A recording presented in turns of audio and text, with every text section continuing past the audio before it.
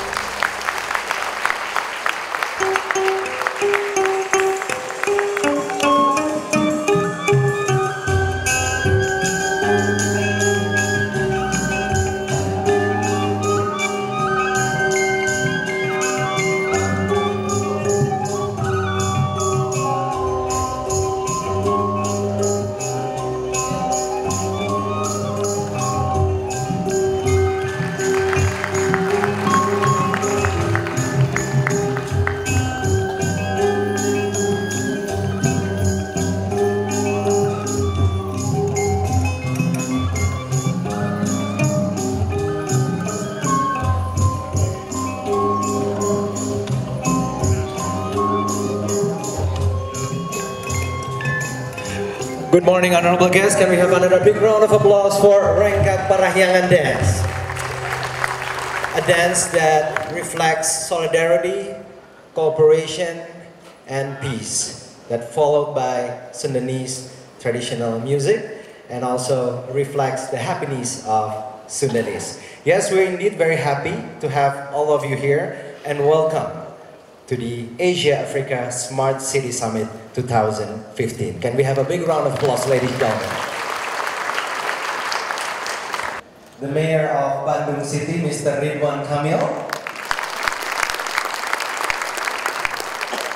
And of course, all of you mayors from all over Asia, Africa countries. 39 countries gathered here in this very fine morning, and also all the mayors for all over Indonesia. Can we have a big round of applause, ladies and gentlemen?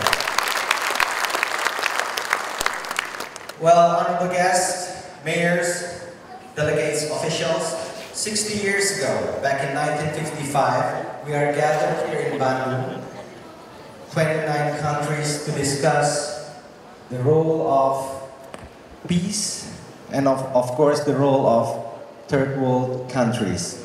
And now, here, after 60 years later, we are gathered to discuss and solve problems within Asia and Africa's countries. With the spirit of togetherness, sharing, I think most of our problem can be solved. And now, ladies and gentlemen, to kick off our event in this very auspicious morning, we will hear a few words from the General Chairman of Asia Africa Summit 2015. Ladies and gentlemen, please welcome Professor Suhono Supangkat with his address.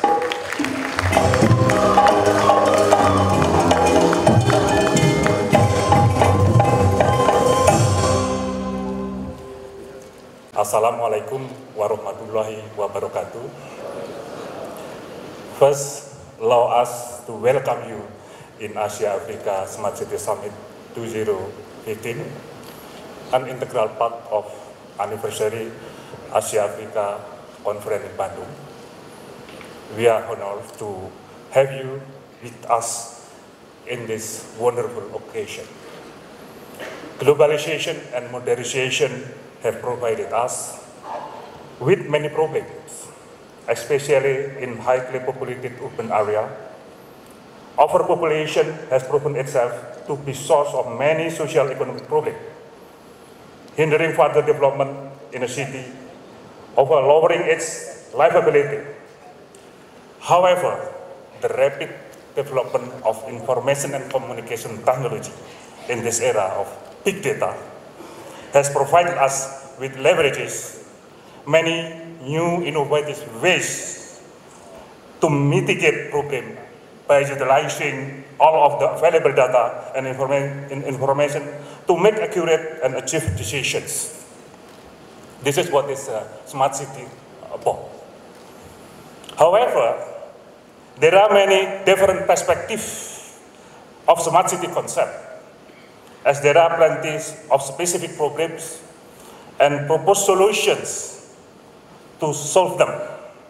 We need to join together in adapting and developing of the smart city concept. Therefore, we can move forward in a more effective and efficient manner, learning from the experiences of others and collaborating in promoting new innovation. The 60th anniversary commemoration of Asia Africa Conference has provided us to the chance of all of us together and reinstate the solidarity between Asia Africa nations. That is why this is also an ideal opportunity for us to join hands together as we try to improve the welfare, livability of our cities, which are the main of loci of the development in our countries. We believe in this Asia Africa City Summit will provide us many opportunities and benefit, as its objective would be to share knowledge inside a forum among ASEAN African members to understand current community issue and to solve regional problems. Furthermore, there will be a plenary meeting where all panelists from Asia Africa Smart City Summit shall gather to build the declaration of Bandung Statement. And last night meeting, one proposal from the participant proposed that we can make an establishment of Asia Africa Smart City Association. So will be discussed today and tomorrow. In this opportunity, we have been very fortunate to have with more than 35 distinguished speakers, with attending participants from 39th number of Asia African countries, delegation from Algeria, Thailand, Zimbabwe, Republic of China, Malaysia, Vietnam, Indonesia, Japan, Zambia, Republic of Korea, India, Philippines, Nepal, Ghana, Republic of Seychelles, Palestine, Egypt, Nigeria, Tanzania, Malawi, and other participating nations. Potential stakeholders from city government, academia, business, and even communities are present there, eager to cooperate and participating in smart city development throughout Asia Africa. We have high expectations that all of us who are present here will benefit much from this opportunity and many possibility ways. The Mayor of Victoria, Seychelles, Mrs. Jacqueline Moustache Bell with her address.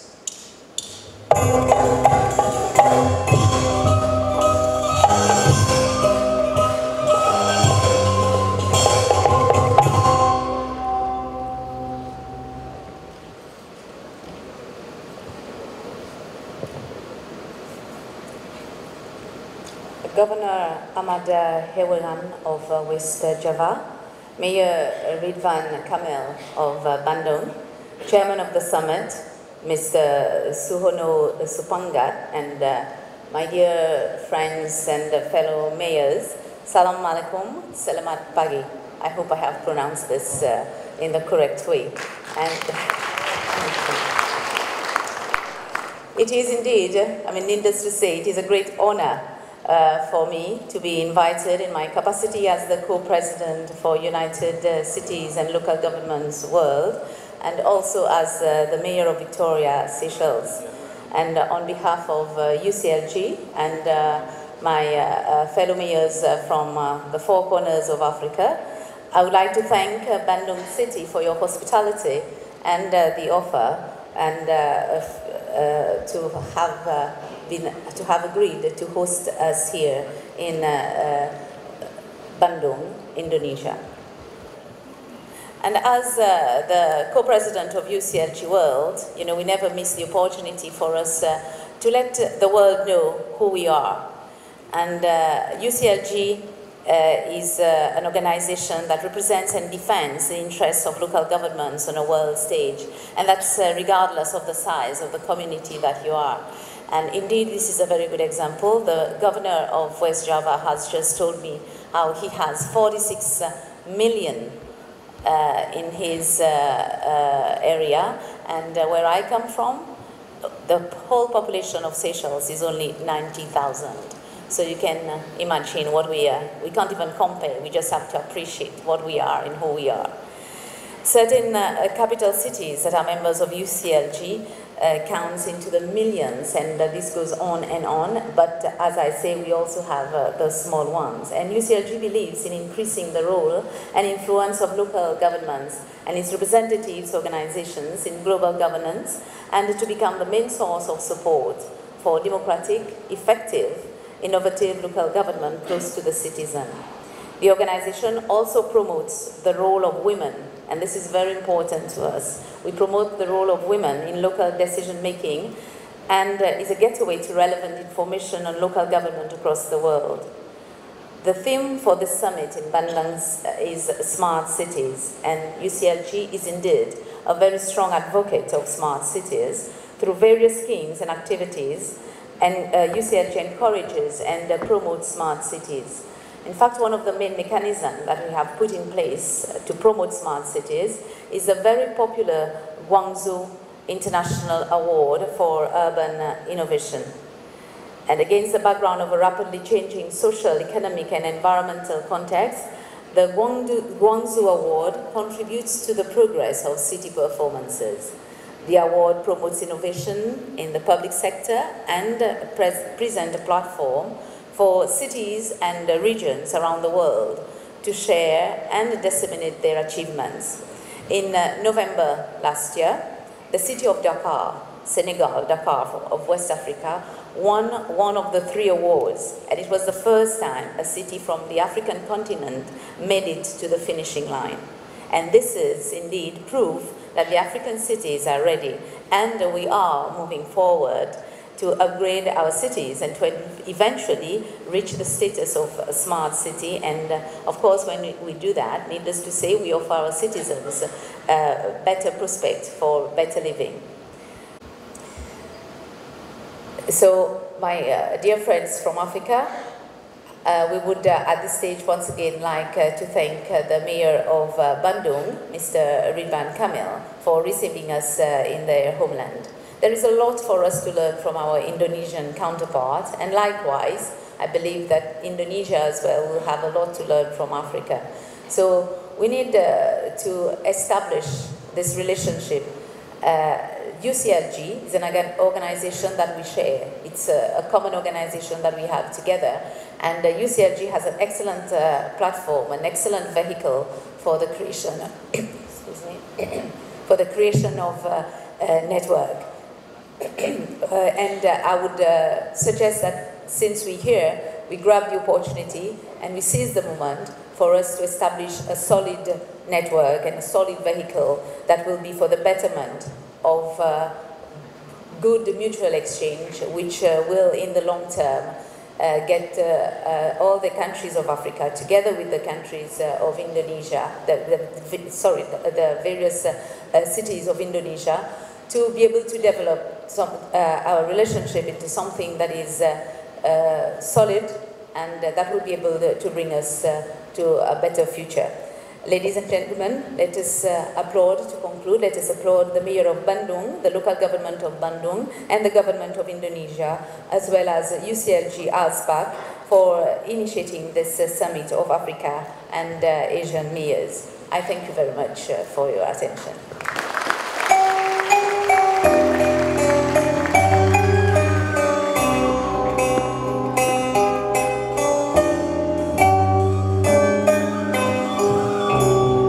Thank you very much to the Mayor of Victoria Seychelles for the remark. And now, ladies and gentlemen, honorable guests, we're about to hear a welcoming address from the host of Asia-Africa Smart City Summit 2015. Ladies and gentlemen, please welcome the Mayor of Bandung City, Mr. Ridwan Kamil.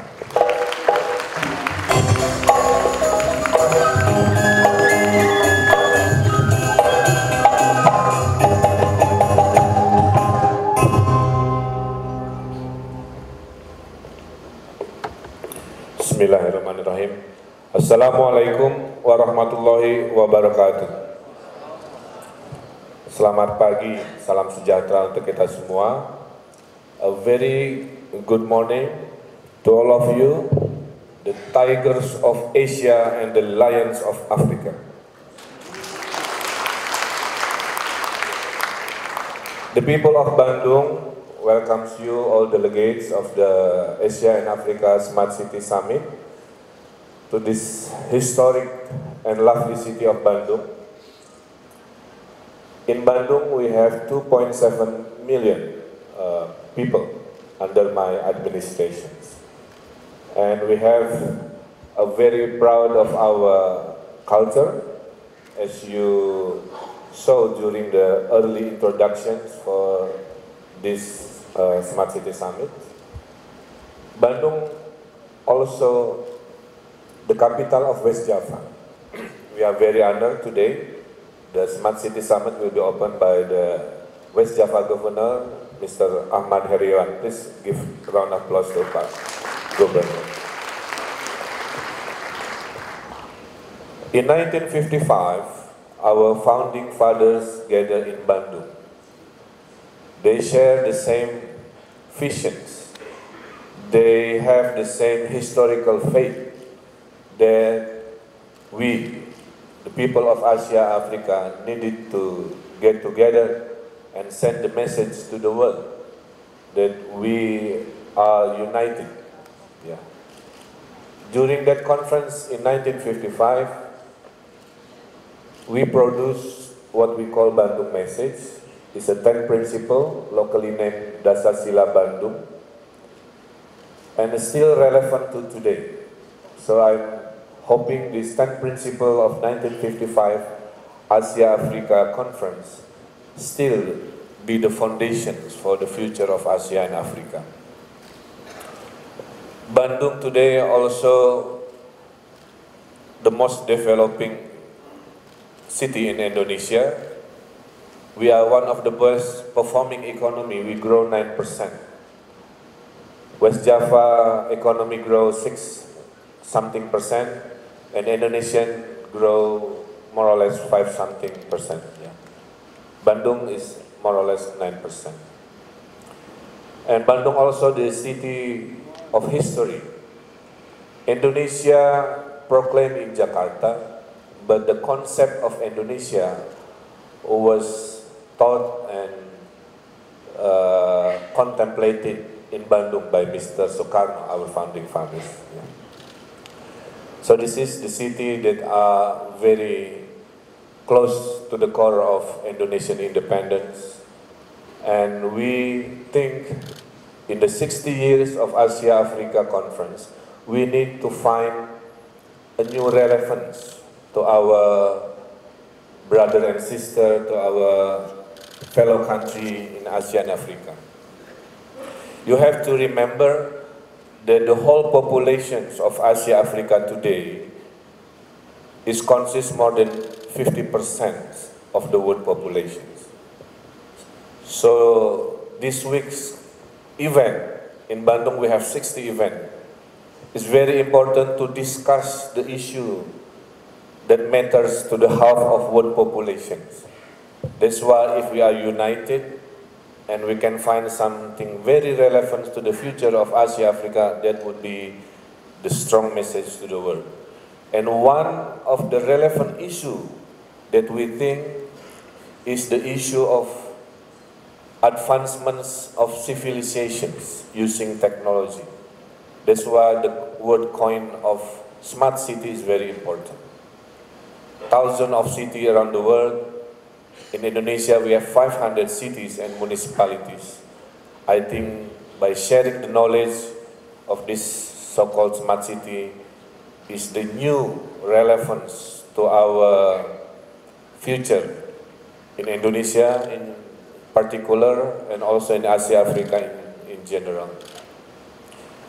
Sharing technology is the key also to solve many problems that happen to our metropolitan today.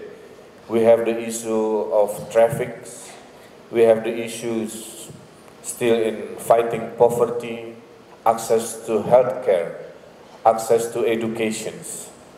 We have witnessed many inefficient government because of doing everything in manual way. So today and tomorrow we will see the best practices from many cities in Asia and Africa. That's why I'm very happy to welcome you, all mayors, 38 from 38 countries, including Indonesian mayors also, who are united, eager to use this new relevance to be part of Smart City Summit. Also, in case you are wondering why I'm wearing this suit, because today is Wednesday. In local law, the gentleman of Bandung must wear the local Sundanese attire, which is a black and headscarf. Yeah.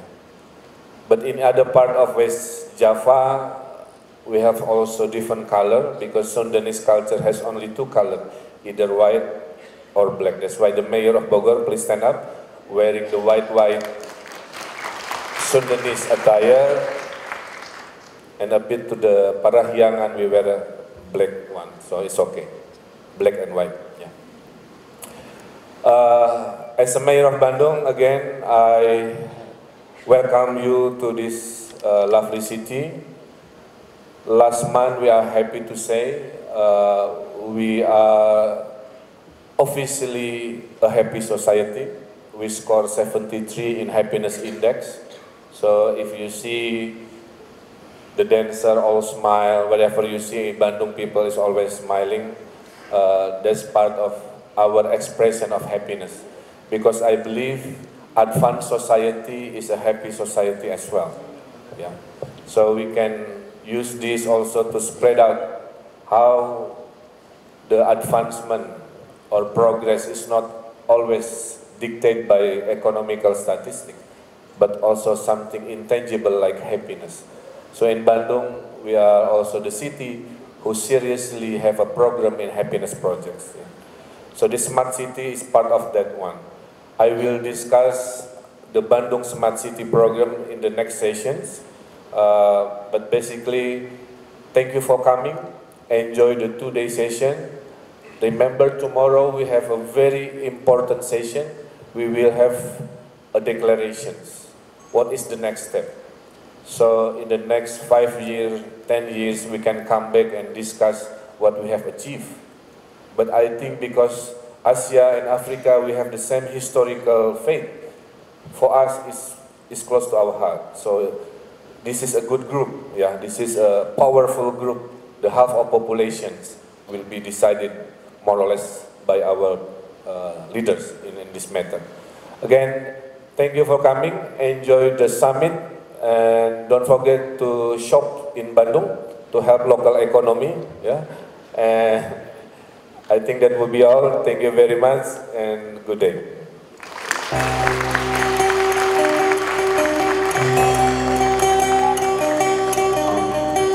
Can we have another big round of applause for our host, Mr. Ridwan Kamil, the mayor of Bandung? Yes, indeed, we have the similarity in historical values, and we have similar problem we're facing in the modern era. I think in the spirit of togetherness and collaboration, we can solve a lot of problems between Asia and African countries. And now, ladies and gentlemen, would like to welcome the Governor of West Java, Indonesia, with his address, and followed by the opening ceremony of Asia-Africa Smart City Summit 2015. Ladies and gentlemen, please welcome Mr. Ahmad Heriawan.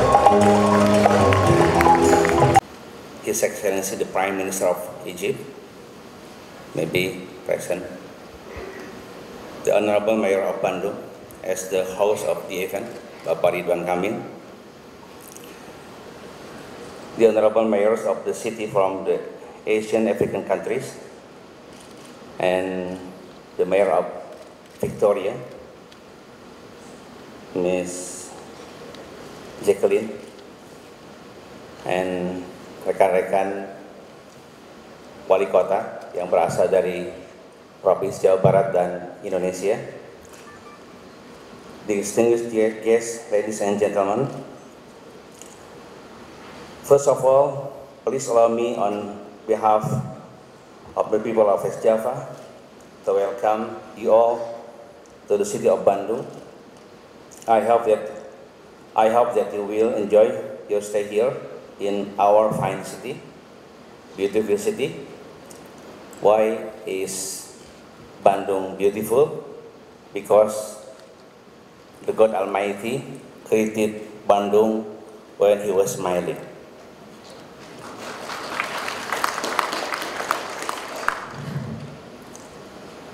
Bandung Madinah Jamilah, li'anna Allah subhanahu wa ta'ala khalaqa Bandung wa huwa mutabassim. I am truly honored and humble to welcome all of the delegation of this Asia Africa Smart City Summit 2015. I am proud to tell you that the government of West Java is also fully supporting the idea of smart city, and we are on our way to creating one of our own. Smart city is a city that uses digital technologies to enhance performance and well-being, to reduce costs and resource consumption, and to engage more effectively and actively with its citizens, with our people. Experts predict the world urban population will double by 2050 as our planet becomes more urban. Our cities need to get smarter to handle this urbanization. We will need to find new ways to manage complexity, increase efficiency, reduce expenses, and improve quality of life. With this rapid growth ahead of us, imagine if our city could talk, if they could give us live status updates on traffic, pollution, parking space, water, power, and light. Imagine how that kind of information could improve the economic and environmental health of the city of our residents, merchants, and visitors. Imagine how it could improve working conditions and productivity for the people who maintain the city. Emerging technologies are poised our needs to redesign our urban environment using ultra-low power stations, wireless networks, web and mobile-based applications. With all these technologies at hand, a smart city can be brought to life in the near future. Hopefully, this summit today is a step to making smart cities becoming a reality. And good news, kabar gembira, the provincial government will support all of cities in Bandung, in West Java, to be a smart city. And in the last, by saying Bismillahirrahmanirrahim, I officially open the Asia Africa City Summit 2015. Thank you. Wassalamualaikum warahmatullahi wabarakatuh. Thank you very much, Mr. Governor. Could you please kindly stay on stage for the opening ceremony? Ladies and gentlemen, we're about to the opening ceremony of Asia Africa Smart City Summit. By the count of 3, if you don't mind, we will count it together from 3, 2, 1. Pak Ahmad Heriawan, silahkan tangannya di sini, kita hitung mundur. Ladies and gentlemen, let's do the countdown.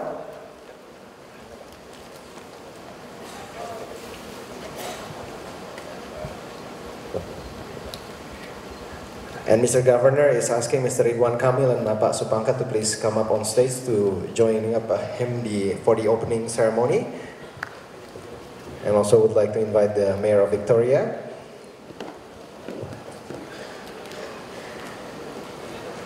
Okay, by pressing the sign together. Why don't we do the countdown together from 3, 2, 1. Ladies and gentlemen, here we go. 3, 2, 1.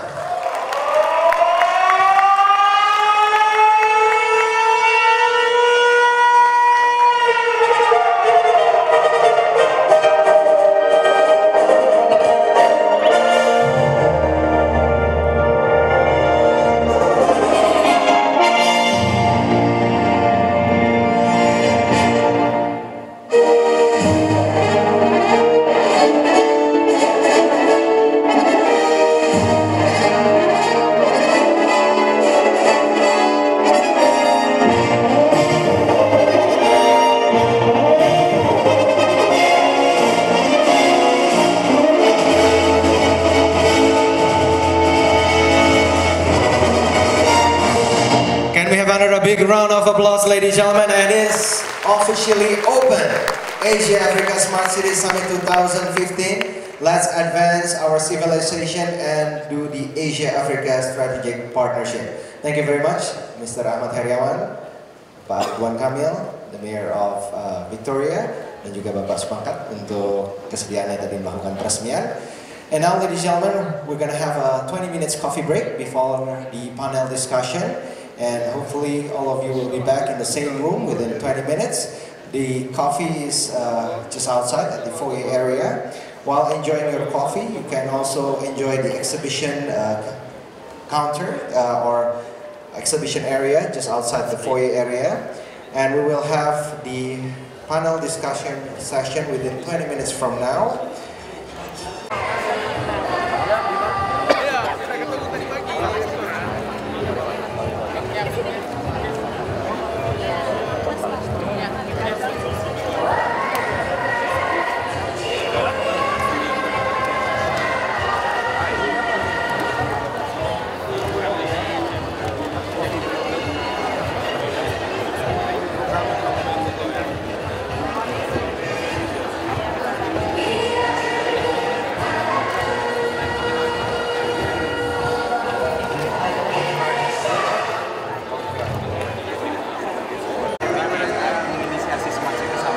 Gini, kalau ditanya apa yang paling relevan di zaman sekarang untuk mengikat Asia Afrika lagi apa? Ngomongin penjajahan udah lewat, ngomongin lain-lain udah lewat kan gitu ya. Memang ada isu HAM, ada isu, tapi kan itu universal. Tapi yang baru yang bisa kita bikin kompak itu adalah Smart City. Makanya hasil penelitian itu bilang Bandung, Indonesia kalau mau jadi pemimpin lagi Asia Afrika harus terdepan memberikan inisiatif gitu, sehingga Smart City itu adalah jawabannya. Bagi kita dengan kekompakan 2 hari ini, besok ada deklarasi Bandung juga, kita 5, 10 tahun, 20 tahun kita kejar, dan sejarah akan mencatat di Bandung lah gerakan baru kekompakan kolaborasi Asia Afrika itu hadir melalui teknologi. Untuk Bandung sendiri rencana ke depannya gimana nih untuk Smart City? Bandung kan belum lengkap ya, Bandung juga kan baru mulai. Jadi saya nggak bilang Bandung sudah perfect, tapi Bandung pede aja untuk memulai kolaborasinya. Bandung itu kan targetnya 3 tahun untuk menjadi Smart City kelas dunia. Ini baru tahun pertama, nanti dicicil 2 tahun lagi, mudah-mudahan. Dan di sini kita berbagi juga. Apa yang akan ditawarkan Bandung dan apa yang ingin diminta Bandung dari forum? Kalau dari Bandung tuh begini, pertama mereka merasa simbol emosi kekompakannya ada di sini. Kedua, Bandung ada sekitar 5-8 software ya, manajemen proyek, manajemen traffic gitu, itu bisa kita share ke mereka. Monitoring sosial media misalkan, panic button buat kalau ada kriminal itu kan bisa kita share ke negara-negara lain juga. Jadi itu yang kita berikan. Kalau yang kita minta dari mereka, ya nanti 2 hari ketahuan negara mana punya teknologi keren apa, kita minta dia buat share ke kota-kota se-Asia Afrika. Untuk deklarasi Bandung sendiri besok kan apa aja sih poin-poin paling penting yang akan Poin-poinnya adalah satu, berbagi itu. Kedua, dalam 5 tahun kita bikin program serius. Nanti kita muter setelah dari Bandung, Smart City Summit-nya di mana. Nanti dihitung progresnya, kira-kira begitu. Sehingga di akhir 5-10 tahun betul-betul kemajuan peradaban Asia Afrika bisa terukur. Asia Afrika Smart City Association Enggak, kita fokus Smart City aja. Oke. Udah ya, cukup ya, makasih. sampai kelam nih kaki kah?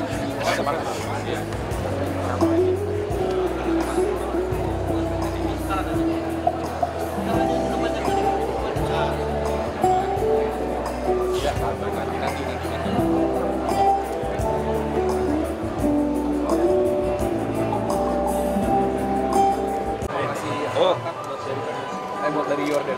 oh, thank you. So I will take a picture of you. Yeah. Well, this is special for Jordan. For your mobile. Traditional. I want to go to Jordan. I never been to Jordan. Welcome. Wait, but Please, my phone is low battery. Just wait there for me. wait a minute, please. Thank you. دقيقة Wait a minute. Bisa? Wait a minute, please. Oke, Pak. Ini fotonya ini. Thumbs up. Hold my please. 1, 2. Two more, Antonio. Yeah. 1, 2, 3. Oke.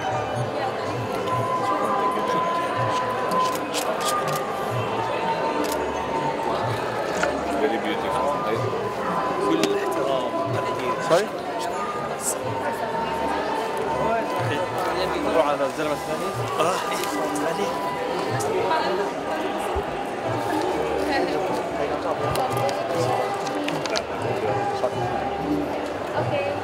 Saya duduk dulu. Mau dibuka dulu itunya. Saya fotoin. Kayak lagu Michael Jackson. Nice, Pak. I know how many complaints in the city today. Yeah. How do I know that people expressing opinion and about our public policy? Without the smart city, I don't think we can. But we have, I show you later, the application that scan the mood of people today by software that we develop locally. I'm not saying Bandung is perfect, I'm saying Bandung is starting. That's why the reason we have the Smart City Summit is, can we do something this great thing together? Yeah. Bandung target in 3 years to finish the Smart City Master Plan. So this is our first year. We have 2 more years to finish. Yeah. Number 1 is of course infrastructure. Smart city cannot be efficiently implemented without the infrastructure. That's why we starting this year the 4G technology. By this 4G you can really access data faster. The slide shows the free Wi-Fi all over the city.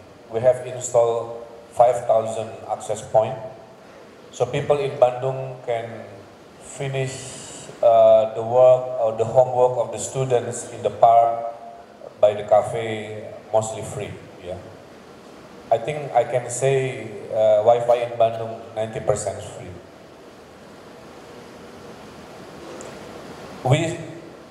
Smart is an adjective word, so you can put smart to any words.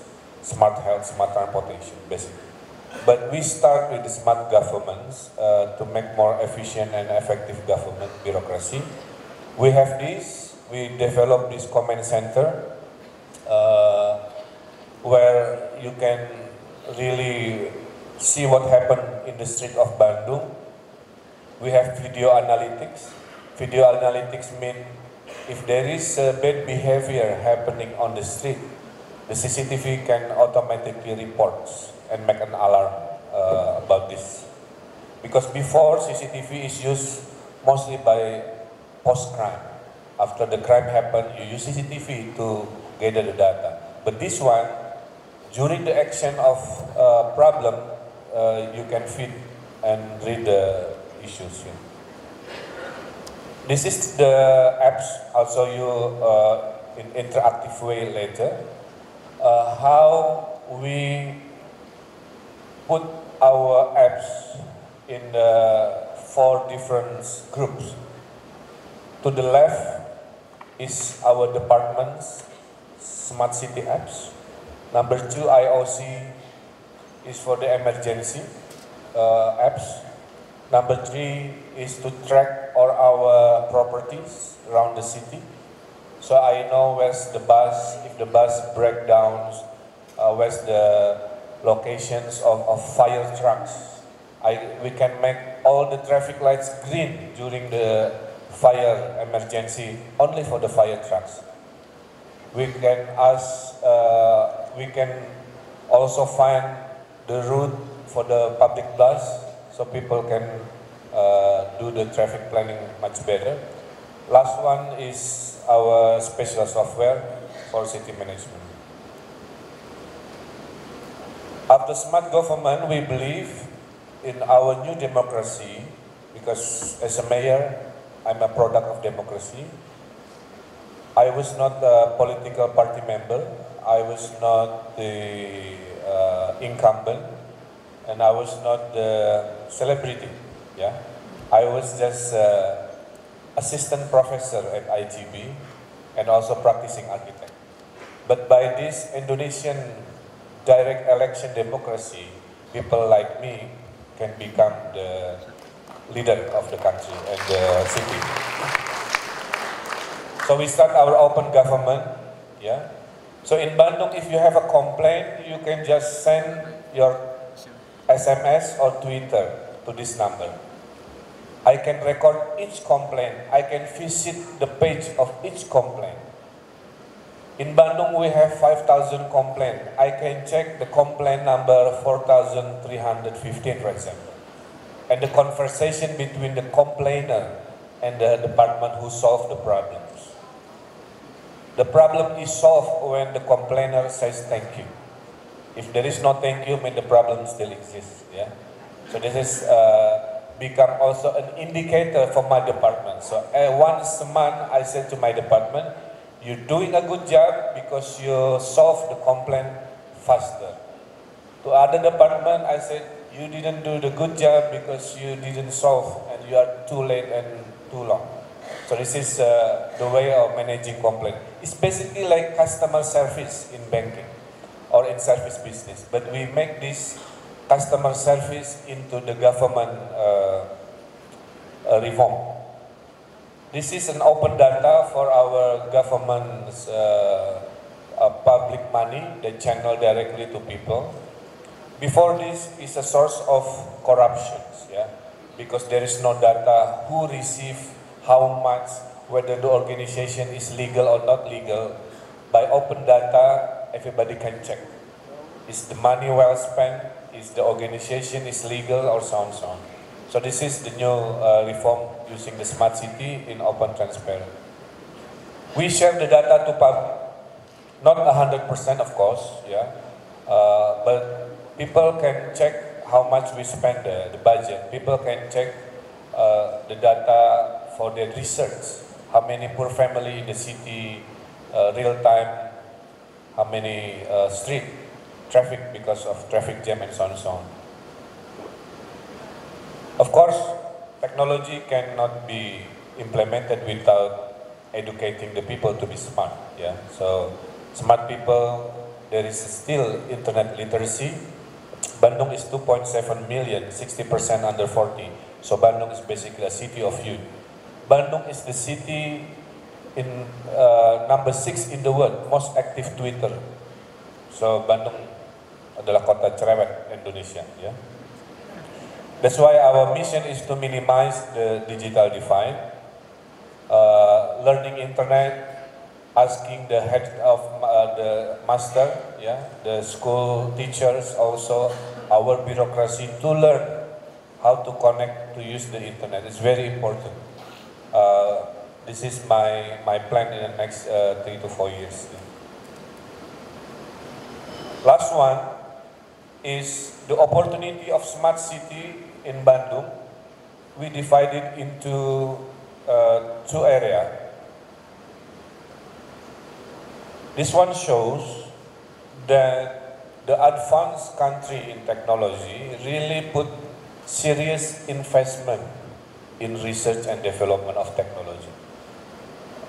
So I'm really hoping that the government of Indonesia can seriously put this mindset into the plan, which is putting resources, budget for research, because at the end, you see the dots, United States is the one who put lots of money in the research of technology.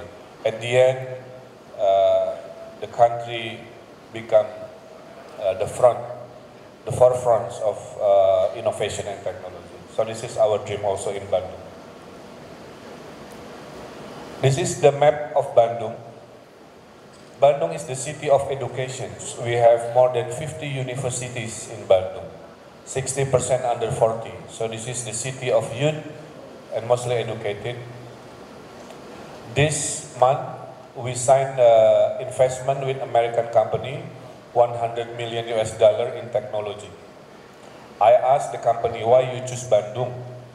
And this US company said, because you have a world-class engineers, affordable cost of living, and the weather is nice.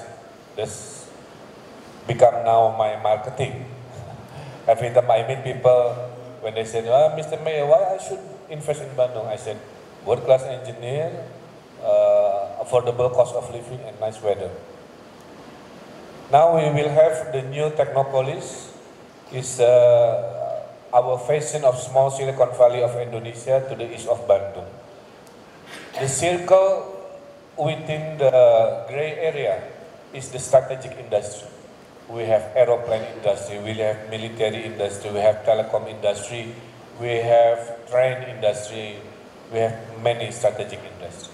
So you imagining combining the strategic industry with abundant pool of talents and world-class engineers with the happy society kind of culture, that's what makes Bandung ready to take part of this smart city event. This is the area. It's a bit stretched because of the screen, but basically it's a new town.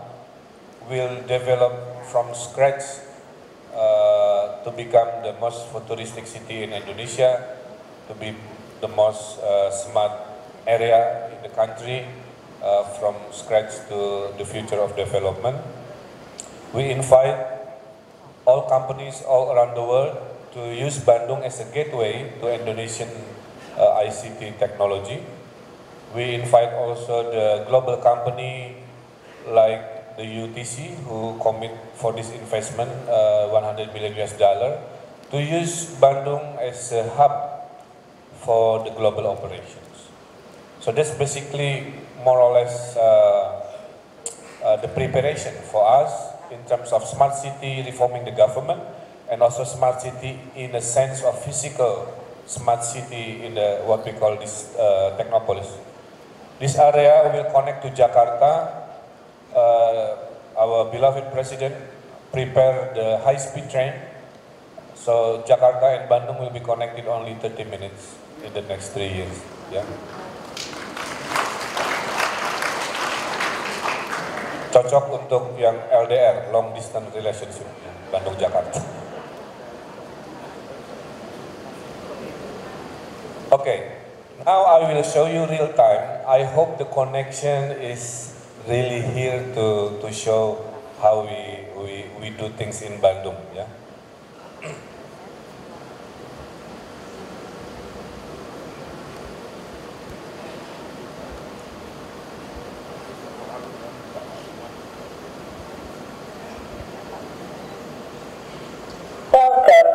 Selamat datang. Sampurasun. Rampes. Robot pakai bahasa Sunda gitu. I have this in my command center, the Star Trek like, but I have a virtual command center. Using my iPad, I can control mostly the business of my city, everywhere. Yeah. Loading data. Checking system. Progress complete. The first one is our departments. Yeah, we make the software to be user-friendly, so it's like iPad icons, very easy to use. If I click SKPD, Satuan Kerja Perangkat Daerah is our departments.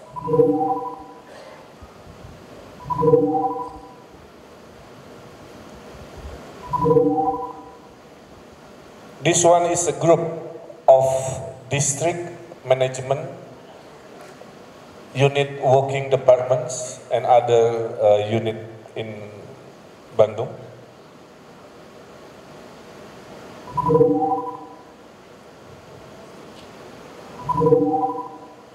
I want to show you our new apps for managing infrastructure projects. As I said before, if you have one project, it's very easy to visit, to manage. But if you have 100 projects, how the mayor can know the whole system? By these apps, using the GIS base, we have the map and we have the icon of locations. Yeah, the location of green meaning the project finished. The icon color orange means still under construction. For example, if I put I press one of the icon of locations. Statistic means this is our how much money is already absorbed, is already 100%. Kurva S is S curve, is the progress from day one up to the last day of construction. So I can check, yeah. So I can check whether the project is not moving smoothly, so I can make decisions. Yeah. And I ask also the team to provide the report weekly by photo, like this one. First week is still in the bad shape, yeah. Because we start, this is preparation for the 60-year ASEAN African Conference. Up to the week number 5, we see the change of the project for infrastructures. Yeah.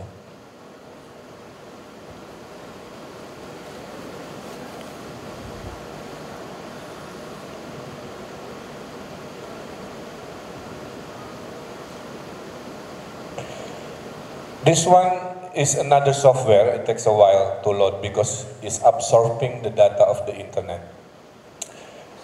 If I want to know what happened in the east of Bandung, what are the people in the east of Bandung talk about, I can use this machine to scan the data. It's basically scanning the data of people uploading in Twitter, is scanning the data of people talking in Facebook, is absorbing the data of people uploading the data on the internet. By having this, I know which area mostly happen for criminal, for example. I know which area that has a problem in traffic. I know which area that has a problem in public service, for example. Yeah?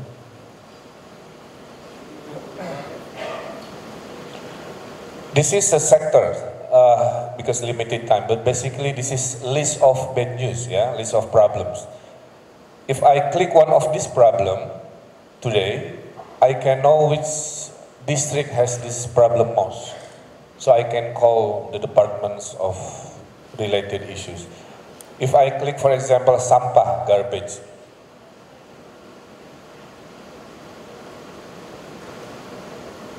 so now we know, as we speak now on the stage, people complain about garbage in the district of Ujung Berung, yeah, because the Ujung Berung shows the red color.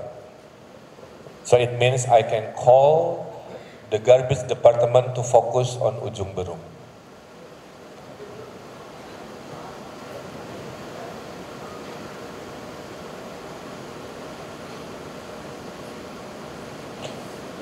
This one is another applications on how we control the vehicle running around the city. The property of Bandung, we have the fire truck, we have the public bus, we have the ambulance, yeah.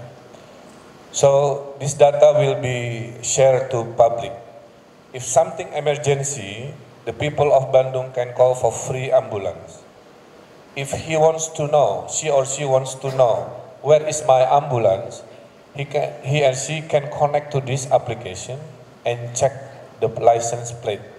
Then from these applications, he knows that the ambulance is still a long way to go or is already close to the scene of emergency. So it helps to manage the city better. This one also for public bus, we are preparing the software. So if we are in the public stop number 10 and the bus is not coming, so I'm very nervous. Access to one of these applications, check where is my bus, and the data will show, oh, your bus still in the bus stop number 1. Because it's still too long, he or she can do things before the bus arrives. So this is what we call the connectivity, the interactive in many ways.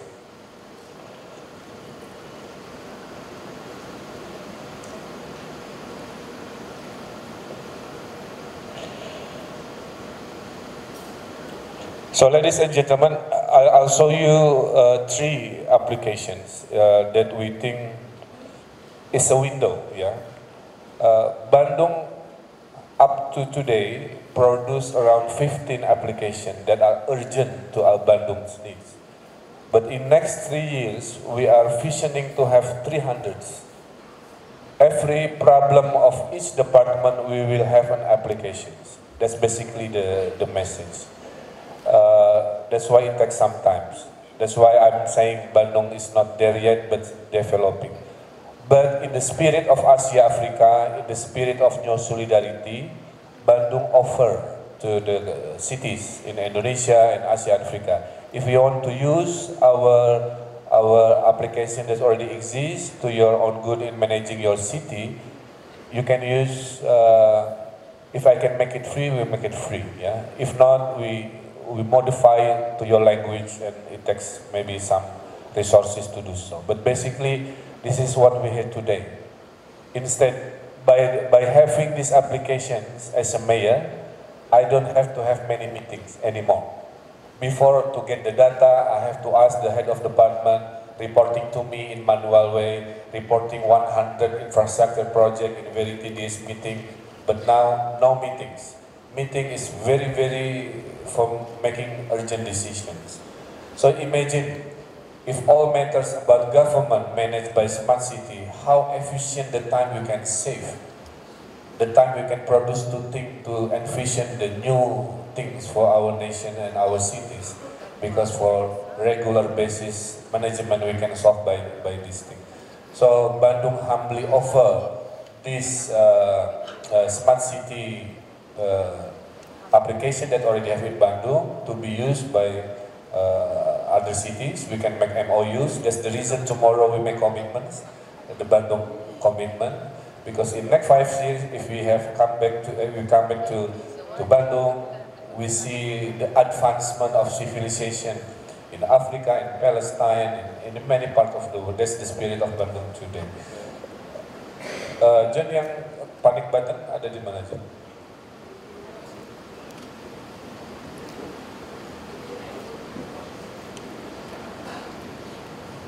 Sorry, because in City Hall, I have an operator, yeah, 15 operator to assist me.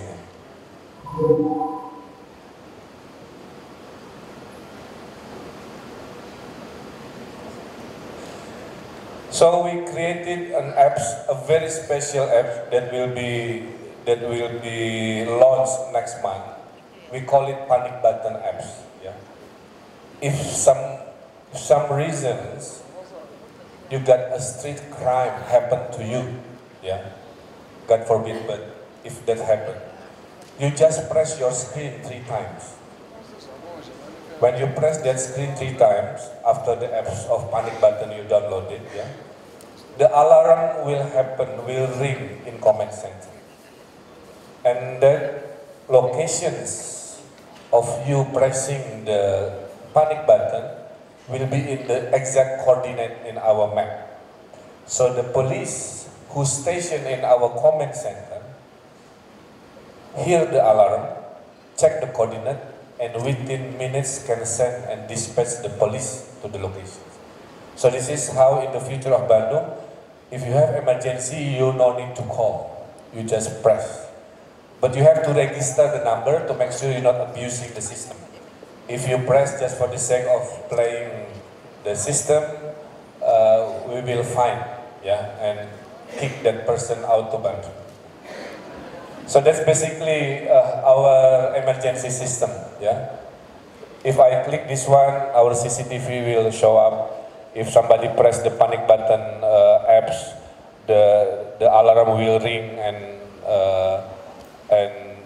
become our way to really respond in faster way. So I think I have 2 minutes from the screen. Basically, this is an exciting time for us in Asia Africa. Yeah, we share the same historical faith. I think we want to send the solidarity, basically. But what is the new solidarity? 1955 solidarity against colonialism. But today we find new solidarity in the form of good news. Bandung has a good news. We want to share it to the world. Yeah. In Palestine, you have good things. We want to know. Yeah. Maybe you can share something we don't have, and that's the spirit of Smart City Summit. We are not showing we are already there. We are saying we are starting. That's why the one that you see, the application is the one in Bandung that we are developing. Hopefully we can finish our dream of developing the system in 3 years. Singapore, for example, Singapore is already advanced system. Singapore has 1,600 online government service. So many. They have 300 apps sharing to public. Yeah. So Bandung just started. But who knows in the future, if we get together like this, Asia Africa, the civilization of Asia Africa can be advanced in faster way in the name of solidarity of the new Asia Africa. Thank you very much. Thank you very much, Mr. Ridwan Kamil, the Mayor of Bandung City. Can you please be seated? What an impressive presentation. This is just the beginning. This is the first year, right, Mr. Ridwan Kamil? Hopefully after 3 years, everything will be completed, and in the spirit of the Asian African Smart City Summit 2015, Mr. Ridwan Kamil is offering you the application to be shared, and also the cooperation between countries, especially cities in Asia and Africa, to be connected and live in a smarter way.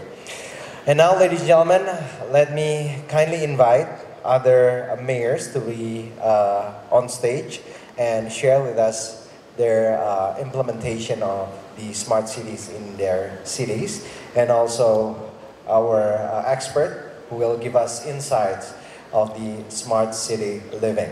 Ladies and gentlemen, please welcome the Mayor of Victoria, Seychelles, Mrs. Jacqueline Mostache Bell, to please come up on stage. Can we have a big round of applause, ladies and gentlemen? Is she here? Oh, there she is. And we are also inviting the Mayor of Rawabi, Palestine, Mr. Majed Ja Abdul Fattah, to please kindly step forward to the stage. Can we have another big round of applause, ladies and gentlemen? And Professor Toshio Obi from Waseda University, Japan.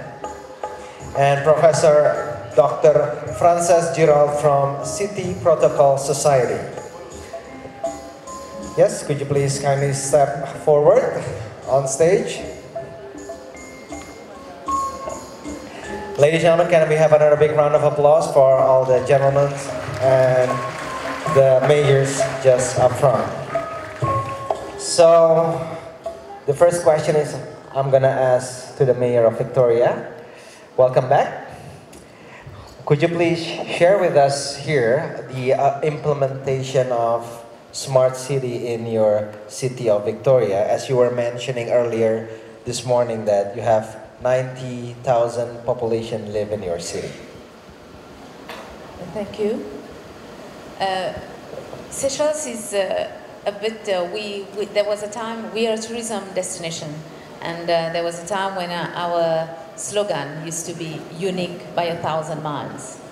And I believe we are in the various ways. In fact, the 90,000 is the population of the country altogether.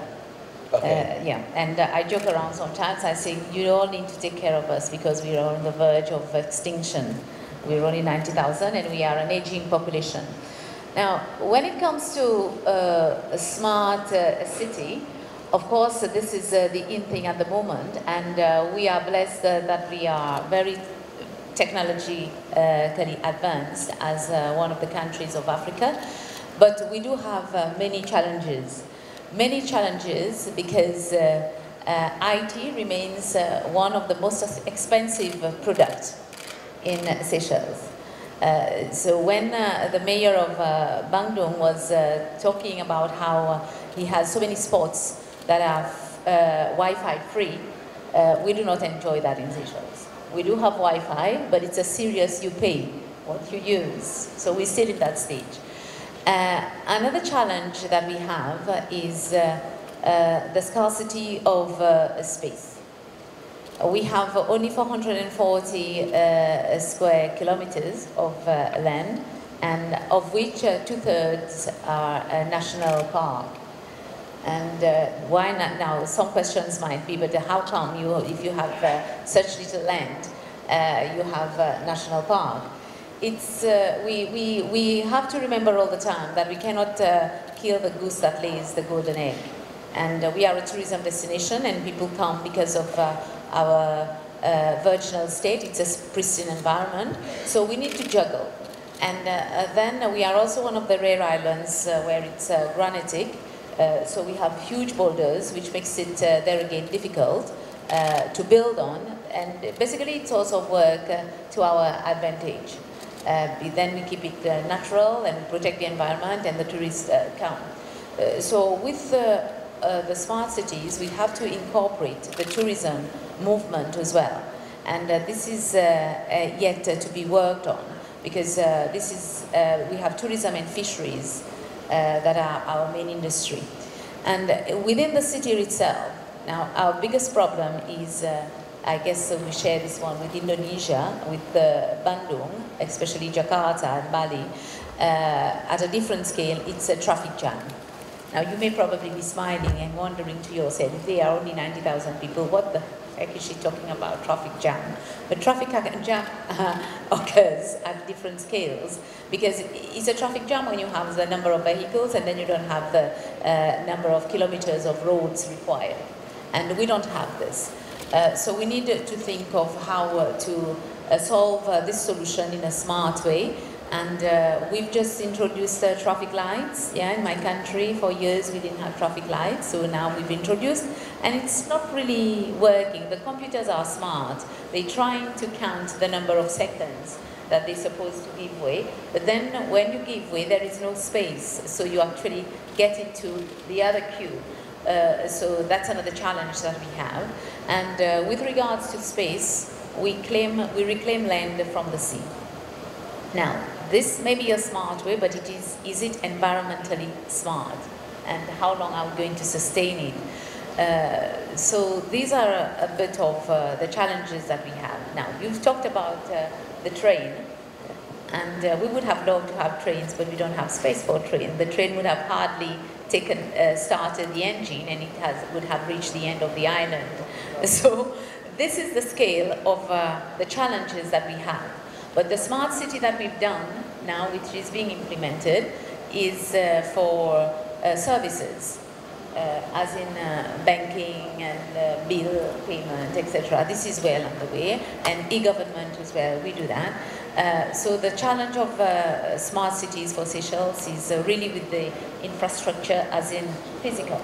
And so many a time, like I mentioned at the beginning, our restriction is due to the cost of ICT services, and you know, there are those who practice as the service providers in Seychelles. It's a heaven for them because there's not much competition, and then to apply the space. So this is basically what we have in Seychelles, and of course you are very well known to be well in advance with ICT, with all of the smart, like you said, the smart health, smart everything. So we would like to gather from your knowledge and all the help that others would have to support what we can, how we can progress. Thank you very much. Thank you very much for sharing. Different cities, different problems, and different solutions. And of course, we have heard all the challenges that the city of Seychelles, or Victoria, from the mayor of Victoria, Seychelles. And now we're going to hear the insight on also what is the smart city implementation has been done by the mayor of Rawabi, Palestine, Mr. Majed Ja Abdul Fattah. Well, Rawabi named by the name of the hills, and he started from scratch to build this smart city in Rawabi, Palestine. Could you please kindly share with us here and what is the progress that has been done right now, and how do you implement the smart city concept to your city? Thank you. Thank you, Mr. Mayor, for inviting us to share our experience. Well, the case of Palestine is still a different case, unfortunately, as we're still living under occupation. This is a case that's unique in the world. That made us pass through serious challenges over the last 50 or 60 years. It prevents us from building a solid cities, if we can name them. But if you go back to the history of Palestine, 100 years ago, you will find that the cities at that time, like Jerusalem, Nablus, Java, etc., was built in a smart way at that time, where transportation was taken care of, a sewage system was there, communication in a traditional way was there, and the mosque was playing a very important role in the communication inside the city itself.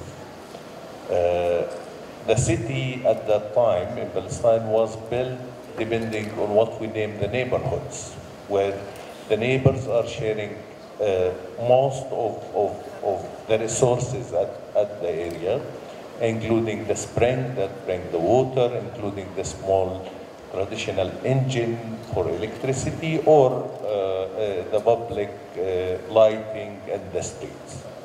Well, this has been problematic over the last 60 years with having the occupation, and the Palestinian cities, the current cities, have been growing, unfortunately, in an unmanageable way. This brought the idea of why don't we try to build a pilot, an example for a future city in Palestine, a city that's planned from scratch, that take the history into consideration, and try to have this city as smarter as possible, taking into consideration that we really don't control all the technology in Palestine, as part of it is still controlled by Israel. That was the idea behind building this new city and the new model.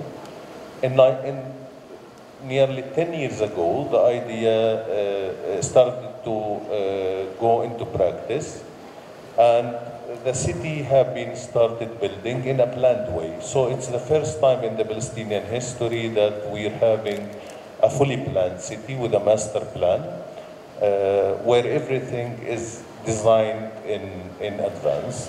The infrastructure have been built in a way that all services needed for the citizens will be installed before doing the buildings as well. So you will find the sewage system, the water system, the electricity, all underground, and that's controlled as well by the smart metering and smart sensors, where you will find that any blockage in the system, any default in the system will be reported directly to the municipality, where we will be able to maintain.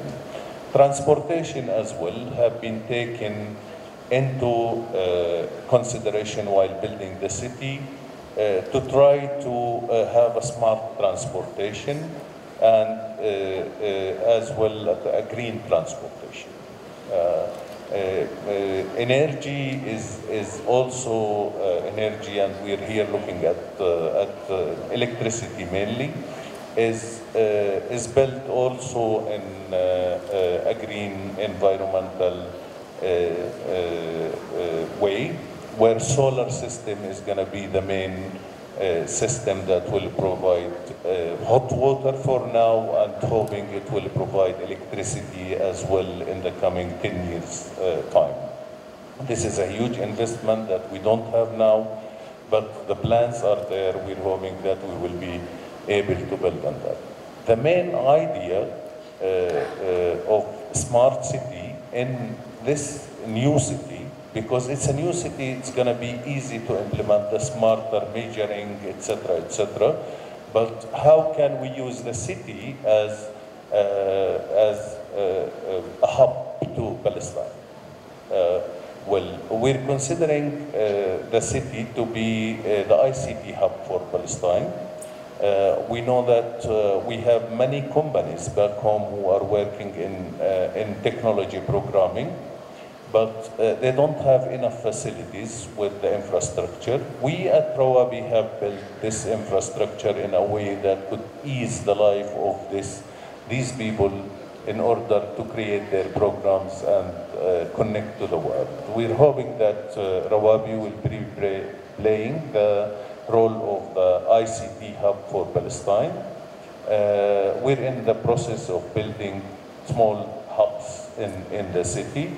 We're trying to, as much as possible, attract different IT companies to come into the city and the country as well, because some are outside the country. We know that we have technical people who are able now to help in developing programs, and that would enrich the economy of the country. But we're also looking at the ICT hub as also an important education hub in IT in Palestine. Thank you. Okay, thank you, Can we have a big round of applause, ladies and gentlemen, for the mayor of Rawabi, Palestine. So, Mr. Majid Abdul Fattah is building up a new city, a lot of challenges in building up a new cities. And if you have any questions for Mr. Ridwan Kamil or Mrs. Jacqueline Mustaj Bell or Mr. Majid Abdul Fattah, we will give a Q&A session at the end of our discussion. And now we're going to hear the insights from our experts. The first insight is from Professor Toshio Obi. He's the director of APEC E-Government Research Center, director and professor Institute of E-Government at Waseda University, ex-special envoy of ITU Secretary General of Academia, chair National E-Government Promotion Council of Japan, member of MIC Ministers ICT Growth Strategy Council of Japan, co-chair of APEC on ICT applications for the people with special needs, president of International Academy of CIO. And he will give us the insight, how does collaboration is really important between the people and the cities and between cities. Professor, the floor is yours. Thank you very much for very kind introductions of my personal career and my present activities. I'm professor of universities, and I'm very happy to know the governor or mayor Kamio is the former professor, right? And also mayor of Tokyo City is the former professor. So professor academia might have a very important role for communities. This is my Mount Fuji in Japan, and very famous and very respected mountains. And already master of ceremony introduced myself. I really congratulate this Smart City Conference on the first international conference on these issues, invited so many mayors and experts. So congratulations to Mayor Kashimi. Also Professor Suhono, he's my good friend. The important issue in Indonesia as well as Japan is the disaster management. And I'm the director of the UNESCO, United Nations Systems for a Disaster Education Program. The smart city must handle with the disaster as a crisis management. That's the most important thing for our future as well, for human life.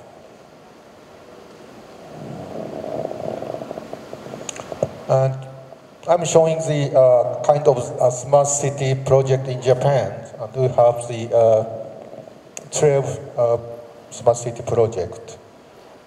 This is the kind of the business model for smart cities edited by the Japan's Smart City Consortium.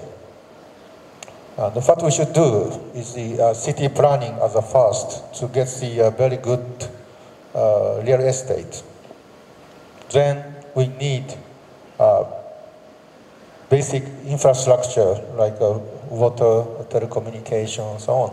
Then a third layer will be software infrastructures like hospitals and the schools, so on. And the fourth one is the services to the citizen or to the business. And last one, fifth layer is the quality of life.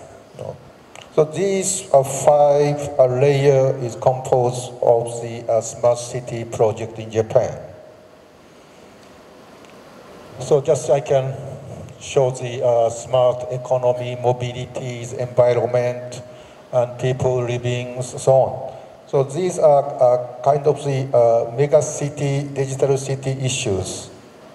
And maybe you might be surprised if I say the next message.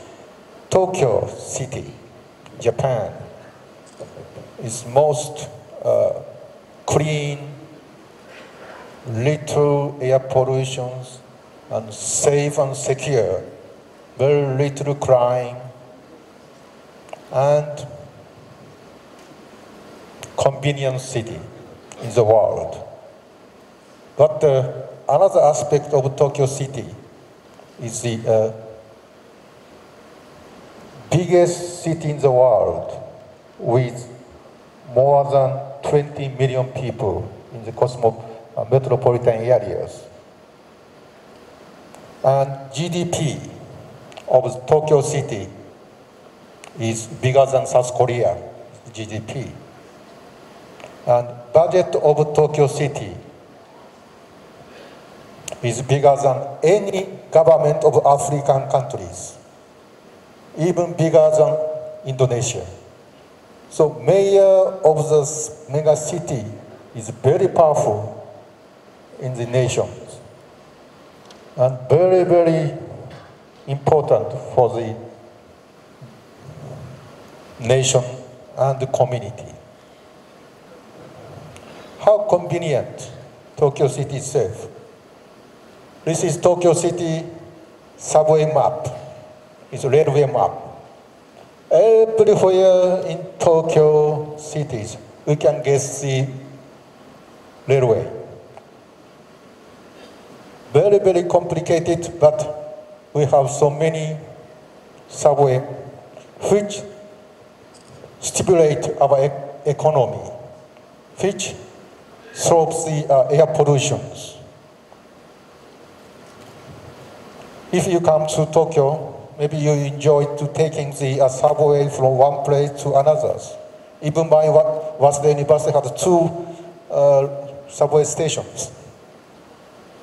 So there are a number of the mobility issues, but one solution might be using railway with automobiles as a harmonization. We have 12 smart city projects in Japan. Maybe you know some of the big cities. And one of the very famous projects is Yokohama. It's next to Tokyo. Yokohama City is really a champion of the eco-city systems. They are really concerned with energy savings, environment.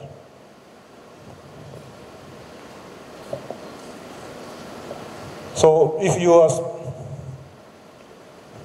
time to visit Japan, Tokyo and Kyoto is a very nice city, but just Yokohama is good for smart city project.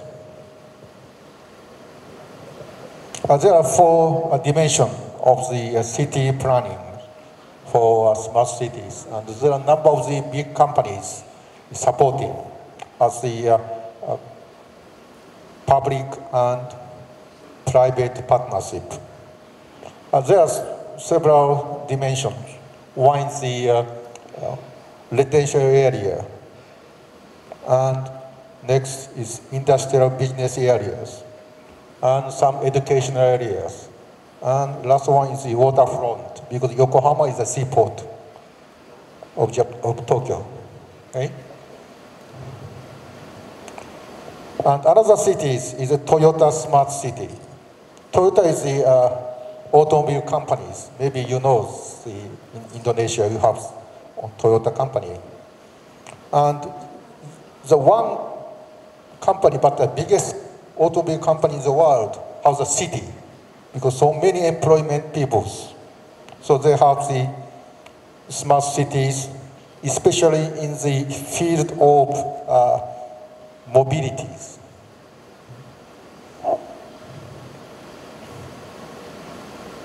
Since we don't have enough time, so just I very quickly talk about the some models on Asia and Africa smart cities. What is the major problems in that regions, Asia and Africa? Number one might be funding. Second is human resource development, capacity building for city planning. So many sectors involved. Third may be governance and management. So if we have very strong leadership, like Mayor Camille and other mayors invited, that makes the best models. And some other issue, of course, we need some business model for 5 layers, which we are doing in Japan. But another thing is just, I have to tell you very frankly, I came to Bandung 1968, or 1969. It's 45 years ago, as United Nations mission from Jakarta. At that time, no highway, very small traffic, but it took 3 hours, 30 minutes from Jakarta to Bandung by car. Yesterday I came from Jakarta to Bandung. Super highway, it's very nice. But so many cars, it took 3 hours, 30 minutes. No change. I hope you may enjoy the super terrain in the future, which Mayor Amir just told you, between Jakarta and Bandung, the very beautiful city, and very famous cities in Asia and Africa. Maybe he said 30 minutes. That's really revolutionary, the mobility issue. Maybe, I hope the technology might be a Japanese one. I don't know yet. So these issues between smart cities, inter-smart cities, that's another problem in the future. We have the very nice smart cities, very bad connection among smart cities that we have to solve. Okay, so collaborations among government, business, citizens, and academia as a PPP project is really essential for the best models of smart cities. Right? And conclusion and recommendations. I'm stressing the issue of the smart city to make the more broader concept of smart digital cities. Like Bandung is very famous for ICT cities as well. Also, big data for smart city is very, very important because smart city can have all the data, mobilities and medicals, education and taxation and everything. That makes a very new business in the private sector to create the employment. So open data plus big data is an issue for smart cities. That makes the best in the world. And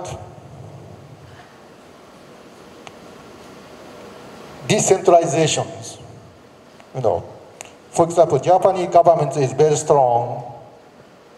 That we call the centralization.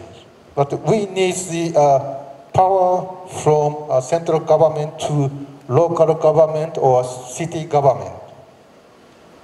That's really an issue for the community, especially sustainable and resident cities. And finally, I can say this conference is extremely important to establish Asia-African Smart City Associations. So you should consider this important proposal as a declaration tomorrow. Okay? And then your president of the countries, now in Jakarta with the summit, and my president, no, we don't say president, our Prime Minister Abe of Japan is now speaking at the summit in Jakarta at the same time. But I really recommend all participants to ask United Nations to organize first Smart City Conference at United Nations in New York, maybe next year. Then Bandung is the center of excellence for this global smart city concept and implementation. Thank you very much.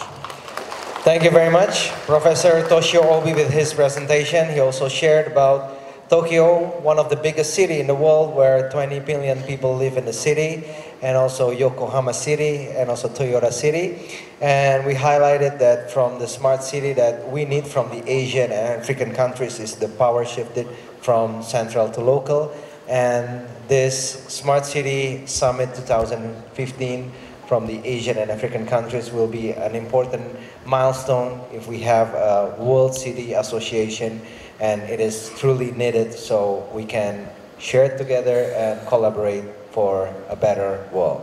Can we have a big round of applause, ladies and gentlemen, once again for Mr. Professor Toshio Obi. And now we're gonna hear the insights and presentation from Professor Francis Girald. He is the distinguished and emeritus professor at URV, Director of Society Affairs and City Protocol Society, distinguished researcher of the Generalitat de Catalunya, researcher at the Biosenate Research Lab URV, researcher at the Center of Environmental Implications and Nanotechnology CEIN UCLA, member of the Innovation Center ATIC Network Tecnio of CIDEM Generalitat de Catalunya, member of AICHE, ASME, APS, and ASEE. Ladies and gentlemen, please welcome with his presentation, Professor Francis Girald.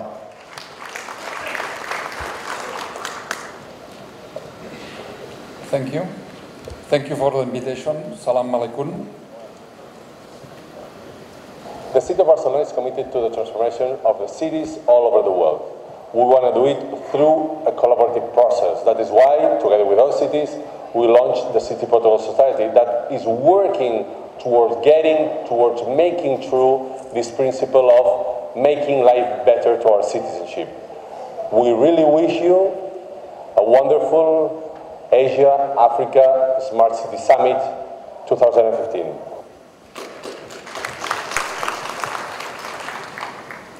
Well, we live in a world of cities, and cities, like human beings, are very diverse. Here I show some examples. Even within a city, we can find different urban fabrics.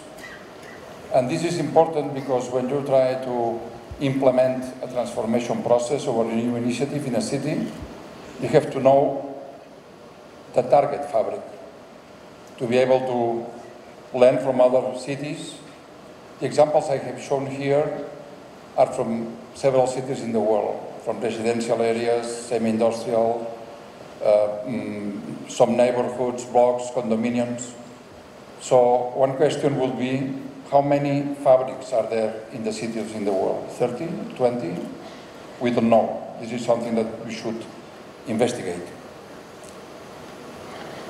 This diversity, however, should not hinder the willingness to understand how cities are. And cities can be understood as an ecosystem. They have a supporting infrastructure, they have living entities, human beings, and also they have a flow of interactions and information. With this ecosystem concept, and given the diversity of the cities in the world, it is clear that we need a common ecosystem-based platform that will help us generate, adapt, adopt, and implement forward-thinking and game-changing solutions for city transformations. Also, we should develop a common language so that we could understand each other when we speak about cities in the world and share knowledge. Also, this framework and this platform should facilitate the city-city collaboration and city-city learning together, building better cities together. And also, it should frame the development of tools for effective governance and collaboration. And our proposal, taking the ecosystem concept of structure, living entities, and interactions, and taking as a reference the human anatomy, we have developed a city anatomy. And as you can see in this transparency, you have the three systems: structure, interactions, and society. In the structure, we have the environment, soil, water, and air. In the infrastructures, we have identified 6 infrastructures common to all cities in the world: the communication network, the water cycle, the energy cycle, the matter cycle, the mobility, and the nature, including the natural environment. Then you have the build domain, from an object to a city and a metropolis, all scales, including public spaces. Public spaces are very important for city life: squares, public parks, etc. Then in the interactions, you have the functions. Some of you prefer to talk about services, that's fine. And you can see living, working, health, shopping, playing. Then you have the economy layer. This is a very important layer in any city. For any city transformation, we can speak about wealth generation, wealth distribution, commerce and trade, entrepreneurship, competitiveness. Then you have a layer of culture. We should not forget, one of the things of the diversity of cities worldwide is culture. We should enhance this and recognize this. And in culture we have diversity. We have different social expressions, tangible, like museums, etc. Intangibles, like traditions. Then you have a layer of information. This is where everybody looks at when talking about smart cities. And in the information layer, you will see at the left corner the city operating system, which is necessary for any smart implementation. And at the right, you have an open gate with the performance. And in the performance, we can talk about resilience, equity, inclusion, etc., which are very important, and they were mentioned today. And then in the living entities, in the society level, we have the citizens, including visitors, and government.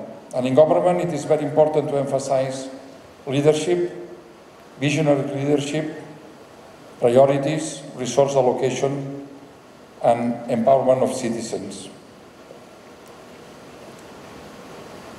So, we would like to have better cities in a better world. Why? Because cities are the places where the creativity of human beings emerge. So cities foster emerging human behavior, and also where most people's needs and societal needs are fulfilled. We at the City Protocol Society, which is a non-profit organization with a secretariat in Barcelona, and is formed by cities, industry, academia, and NGOs, we think that we need this common platform to generate and share knowledge, to help city leaders, to accelerate city-to-city learning, and to find and facilitate the implementation of solutions to improve services and increase, ultimately, the quality of life of citizens, which is an ultimate goal of all cities. One of the first things that you should realize in the anatomy, when you look at the anatomy, is the need to break city silos. In the old system governance, city governance systems, the city was governed in silos, water, energy. So there is a need to integrate some of these concepts and also the information layers. And at the bottom, I show you this rationale, this integration rationale of the city of Barcelona, which is hosting the Secretariat of the City Protocol, as I mentioned before. And you can see that there is a major office called Urban Habitat, which includes the environment, the water, the energy, metropolitan services, mobility, urban services, architecture, urban planning, housing, and ICT and information. And if you do it this way, you play with the economy of scale. The systems are transparent, as mentioned before by the Mayor of Bandung, and everything can be managed very smoothly. Another thing that the anatomy helps is when you try to conceive a smart city architecture. You see that the central point is the city operating system, which interoperable interfaces and interfaces towards services to support smart city infrastructures and applications. At the left, you have all the access of open systems and open data for citizens. Then you have open sensors platform, can be also private or licensed. Other sensors platforms with all the sensors and actuators and cameras and so on. And then at the top, you have the situation room. But looking at the anatomy, you would be very easily to identify which are the roadblocks in those implementations. What should be licensed, what should be open, etc.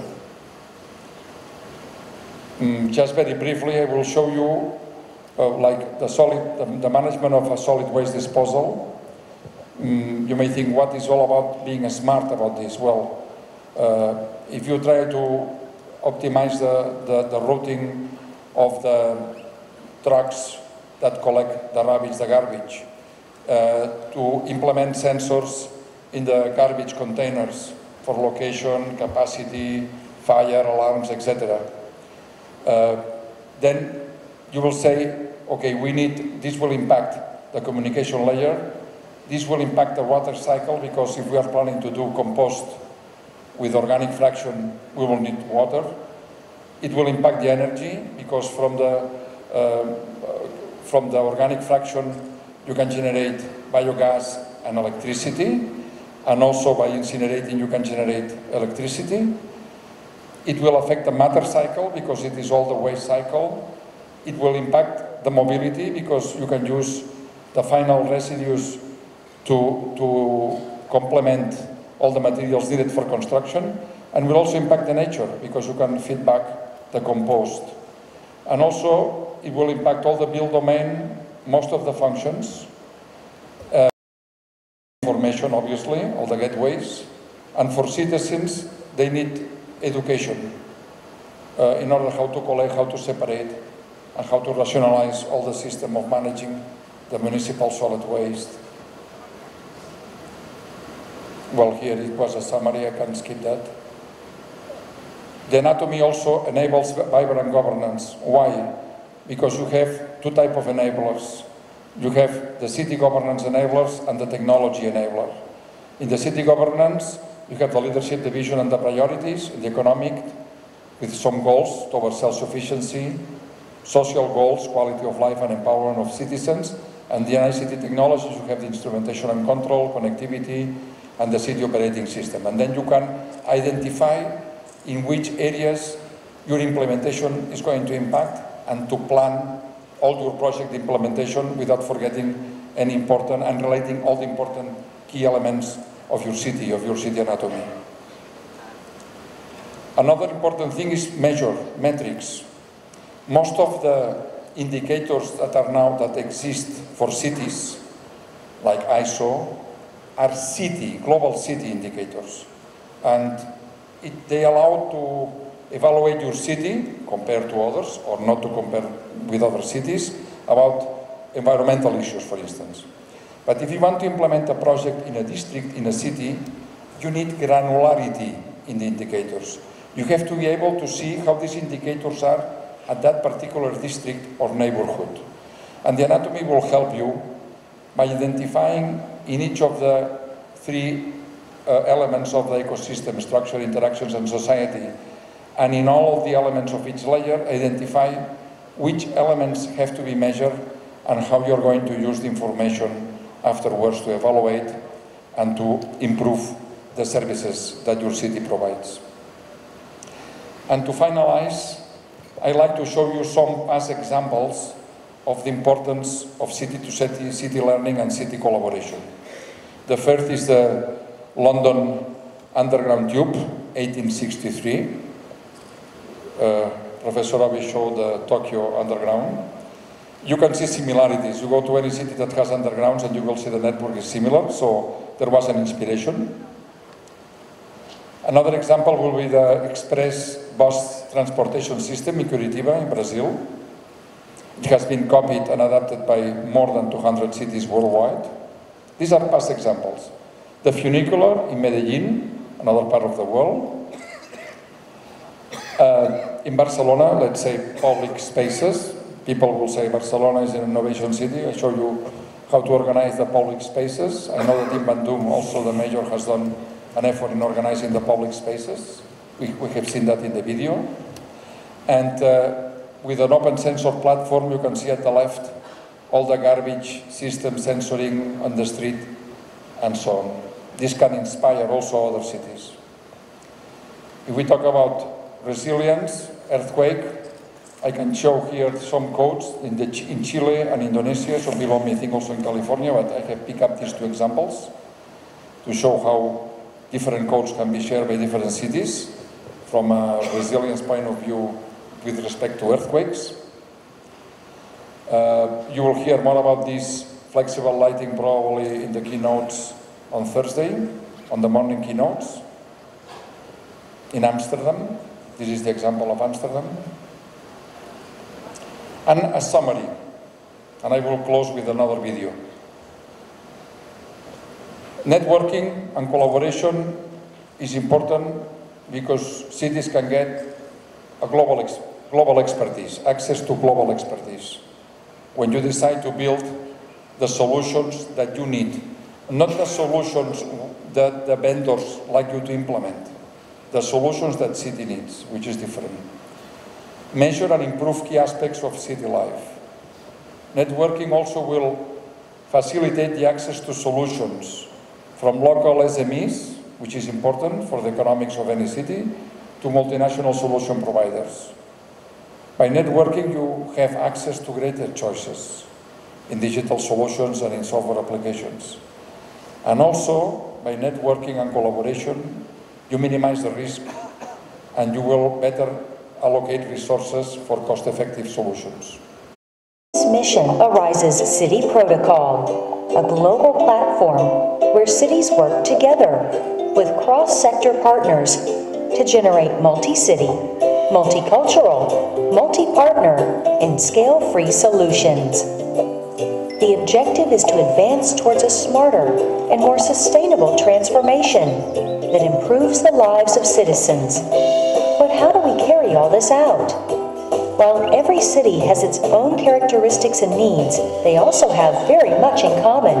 With the help of the City Protocol community of experts, we seek to establish a common language, beginning with the city anatomy, which identifies and articulates the essential elements that make up a city. This allows us to set up a framework as the basis for an effective evaluation and transformation of cities. And on the other hand, interconnect cities to develop common projects to learn from each other, all in order to create a global network of cities, the Internet of Cities. As a city, company, institution, or individual, you can help to guide your city and others towards a more sustainable, self-sufficient, and responsible future. Join the City Protocol community, building better cities together. Internet, thank you. Internet has changed our life, but not yet our cities. Thank you. Thank you very much. Yes, indeed, internet has changed our life, but hopefully also help our cities. Okay, that's the presentation from Professor Dr. Frances Girald, which highlighted about the city anatomy and body anatomy, including implementing in the structure of a smart city and collaboration between cities so we can create a better place and better smart cities. We have time for Q&A session, so if any of you, yes, could you please proceed to the microphone nearest to you? Could you please mention your name and where you're from? And all of our mayors here and our experts try to answer your question. Thank you. My question is, my concern is on the conclusion of Professor Toshio Obi, that he reveals that we have problem on public and private partnership, but too soon to jump to the conclusion of the society. I think we have to decide which one better to decide from this Asia-Africa Smart Cities Summit is the Association of Smart Cities or public and private partnerships, or both, or what? We have 2 days process to decide which one. So that's my concern. In decision, I have to ask Pak Ridwan Kamil, as I am from alumni ITB, Pak Ridwan. Saya ingin menyampaikan sesuatu tentang public and private partnership sebagai sama-sama alumni ITB. Jadi,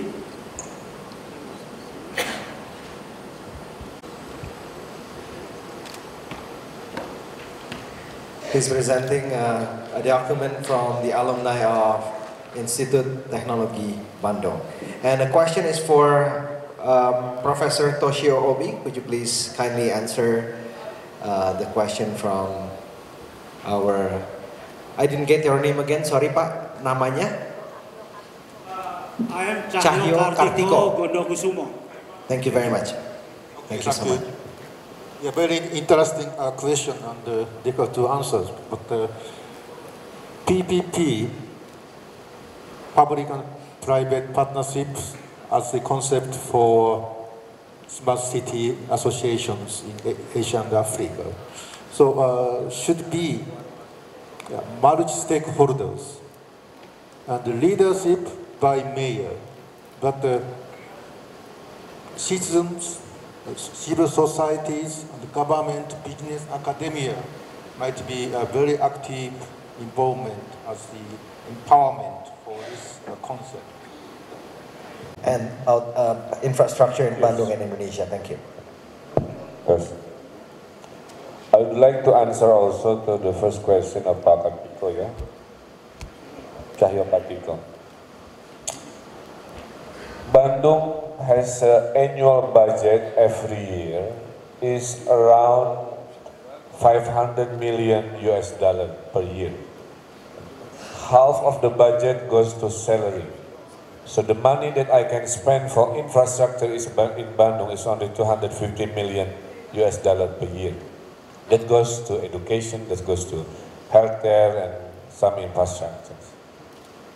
If you calculate it, in the Indonesian political system, I have 5 years.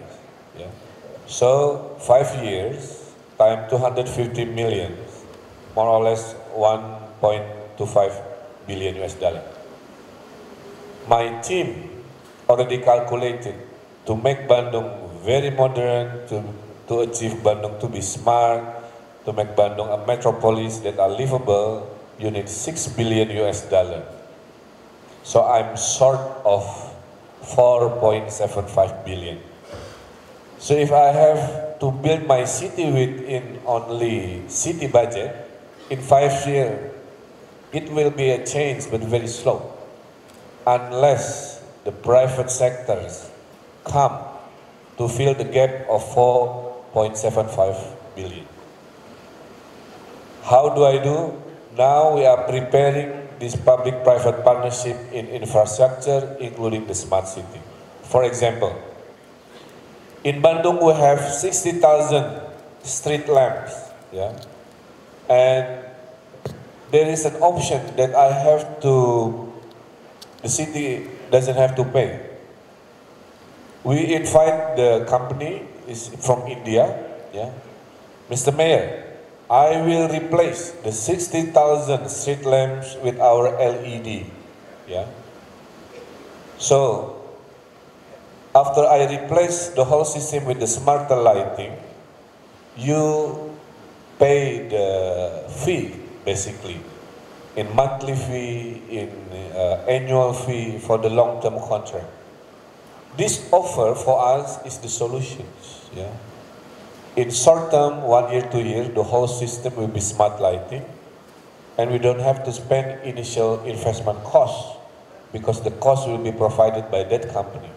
We just pay we pay internet fee, we pay monthly. So this is how I want to develop my city to be faster in change in a smarter way within our limited budget. Yeah.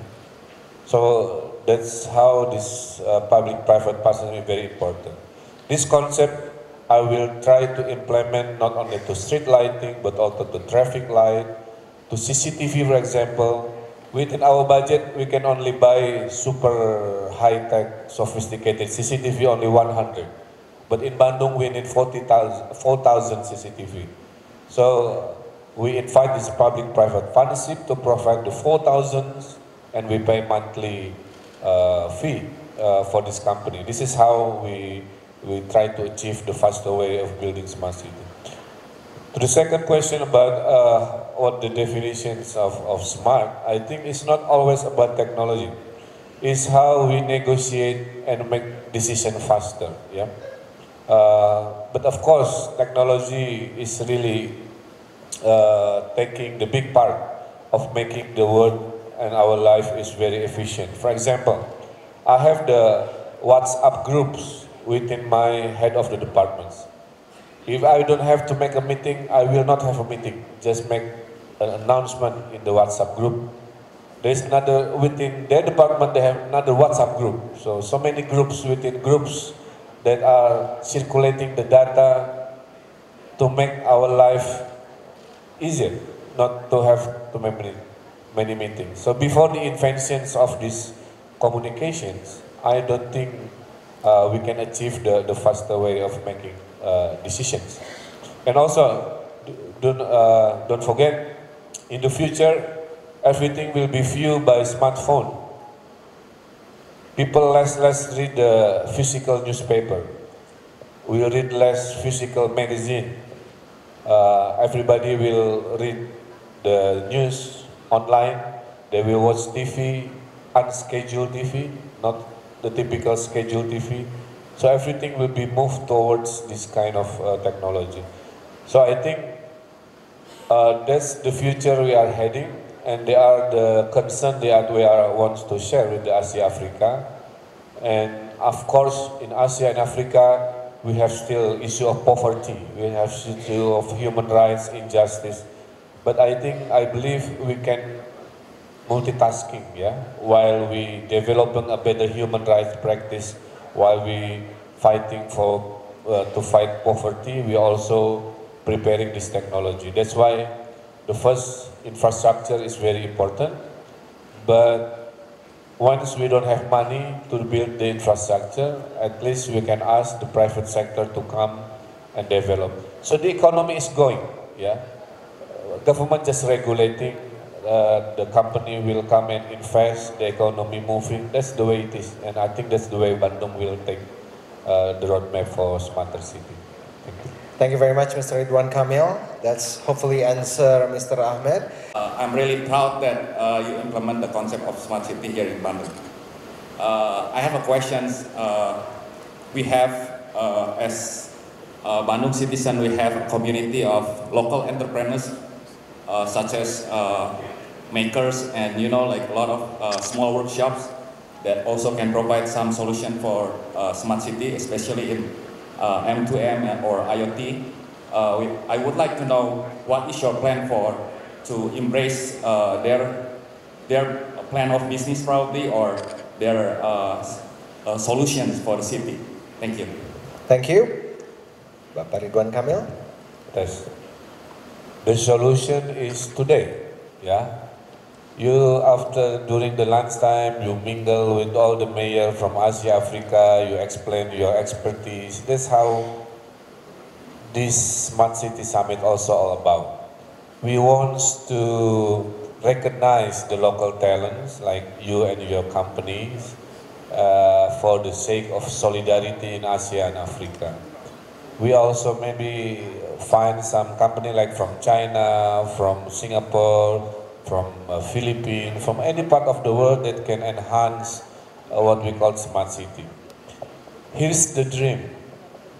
The dream is we have all the city apps that I have presented to be uploaded to App Store. Yeah. Remember, in smartphone you can download App Store of everything. But the group of App Store for smart city is not yet exist. So in the future, there is an App Store for smart city uploaded from the engineers of Indonesia. There is an App Store uploaded from engineers from Ghana. And App Store's traffic management uploaded from the engineer from Japan, Philippines. At the end, that's how the world will be connected. That's how we share things. So every city, thousands of cities in the world can download, can use, modify without having to be reinventing the wheel again and again. Yeah. For example, in Indonesia, each city in Indonesia there is a budget for ICT. But if the city of Indonesia spend the same money for the same problem, for example, it will be a waste of money because the problem is the same, but each city produce its own applications. Times 500 is a waste of money. So my petition to the Ministry of Telecommunication is, Bandung has, for example, the infrastructure projects management. Use this for other city in Indonesia as a dedication from Bandung. And maybe the city from Banda Aceh has the apps of how to control the discipline of the bureaucracy. Bandung use the Banda Aceh application instead of providing the same thing for and budgeting for the same thing. So I think this is how our vision for the future of smart city is we share what we have, and other city who don't have can download, can use and modify. And it will be very proud if all the apps that are uploaded is within the circles of our Smart City Summit, especially the young engineers like you and your team, and send a message that your boundary is beyond Bandung. Yeah? Today we open the boundary for your team to engage with the mayors from Africa, from Middle East, from Asia, as part of your family. Yeah. Do as your family do. We share, we protect, we love each other, we we share things. So that's basically the plan. Yeah. Thank you. Thank you. Terima kasih banyak. Thank you so much, Mr. Ridwan Kamil. Well, mayors, delegates, and of course officials and academia, after hearing the session of panel discussion just now, in the spirit of aiming sustainability and collaborating in the promotion of inter-country Asia and also Africa, and also to develop ideas to solve the problems that occurs in the big cities, it has been concluded that smart city concept will be enable all of us to have a better and sustainable and of course a smarter city. We have to keep in mind that collaboration in cities will create a more comfortable cities. Ladies and gentlemen, can we have a big round of applause for our speakers on stage? And at this very fine moment, we will take this opportunity to give a token of appreciation to our speakers given by Mr. Ridwan Kamil as the host of Asia Africa Smart City Summits 2015. To the speakers, Mr. Ridwan Kamil will present a token of appreciation. The first one will be given to the Mayor of Victoria, Seychelles, Mrs. Jacqueline Moustache Bell. Can we have a big round of applause, ladies and gentlemen?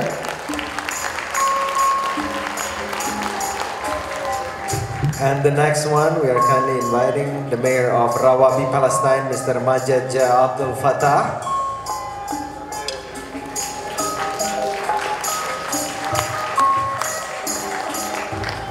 And Professor Toshio Obi from Waseda University, Japan.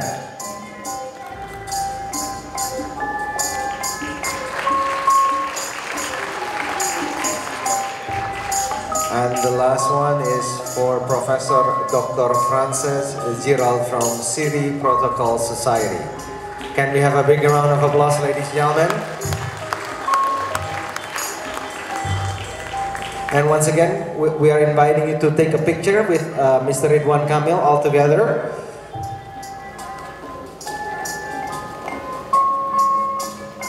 We also would like to thank our sponsors, Telkomsel, ZTE Indonesia, Bank BJB, Anabati Technologies, BIT Teknologi Indonesia, Grab Taxi, Kimia Farma, and Wardah, and also our media partner Jakarta Post, Kompas TV, Media Indonesia, Pikiran Rakyat, Nikkei Asia Review, City Development Initiative for Asia, Oxford Business Group, Info Computer, and CHIP. Thank you very much, Mr. Ridwan Kamil, and all of the speakers. You may return to your seat. And we are reminding you that we have parallel session after this afternoon, after lunch. For Cluster 1, we have Smart City Model at Boardroom 6, which is location just one floor below this ballroom. And Cluster 2, we have Disaster and Environment at Boardroom 3 and 5. And Cluster 3, we have Smart Government at Boardroom 2. And at 2:45 this afternoon, we have Cluster 4 for Smart Energy at Boardroom 6. Cluster 5, we have Smart City Business Model at Boardroom 3 and 5. Cluster 6, we have Smart Transportation at Boardroom 2. And Cluster 7, we have Young Generation and Entrepreneur at Boardroom 8. The location of this discussion panel is at the mezzanine level, just one floor below this floor. And we are reminding you as well, tonight we're going to have a dinner reception at Saung Angklung Mang Ujo. Saung Angklung Mang Ujo is a one-stop cultural workshop, consists of performance venue, bamboo handicraft center, and bamboo instrument workshop. We will gather at Trans Hotel Lobby at 4:30 p.m. Looking forward for that. Hopefully most of you can learn Indonesian or Sudanese traditional music instrument. It's going to be fun. And please enjoy your lunch now. Once again, it is such an honor for me, Ferry Hassan, to conduct this summit. I hope to see you again tomorrow and have a great day. Assalamualaikum warahmatullahi wabarakatuh.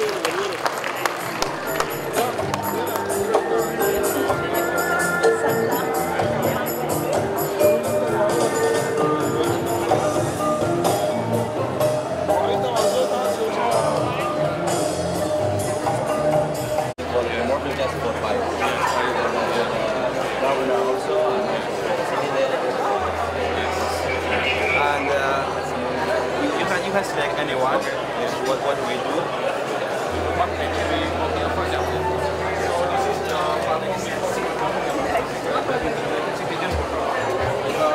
apply the personal service. This is way cooperated with Telkom. Yeah, Telkom. Oh.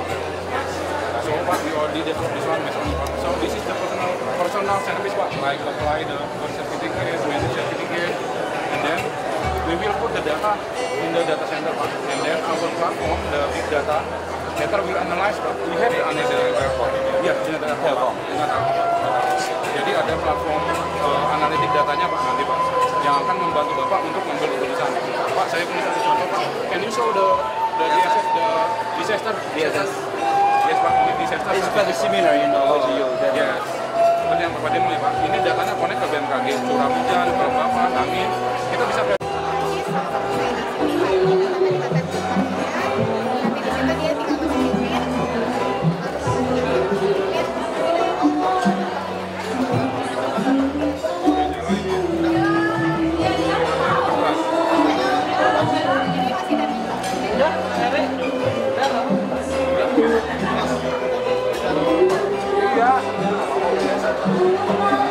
padahal kelihatan di sini ada juga ya.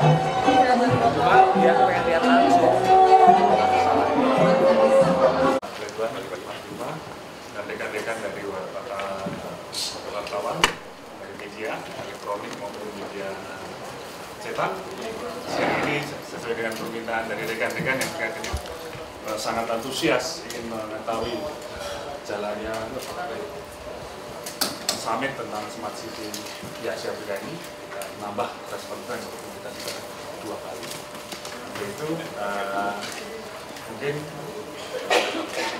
Bapak akan menjelaskan lagi atau proses pertanyaan? Dikit aja. Oke, sedikit lagi.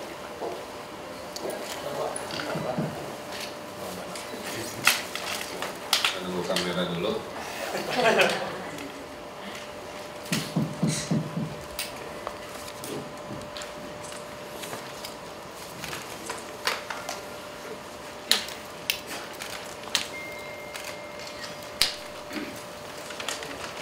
Oke, sambil menunggu yang ini saya pengantar aja. Tadi memang khusus untuk penyelenggaraan acara ini, kami tuh ingin betul-betul acaranya sangat-sangat world class lah, kira-kira begitu ya.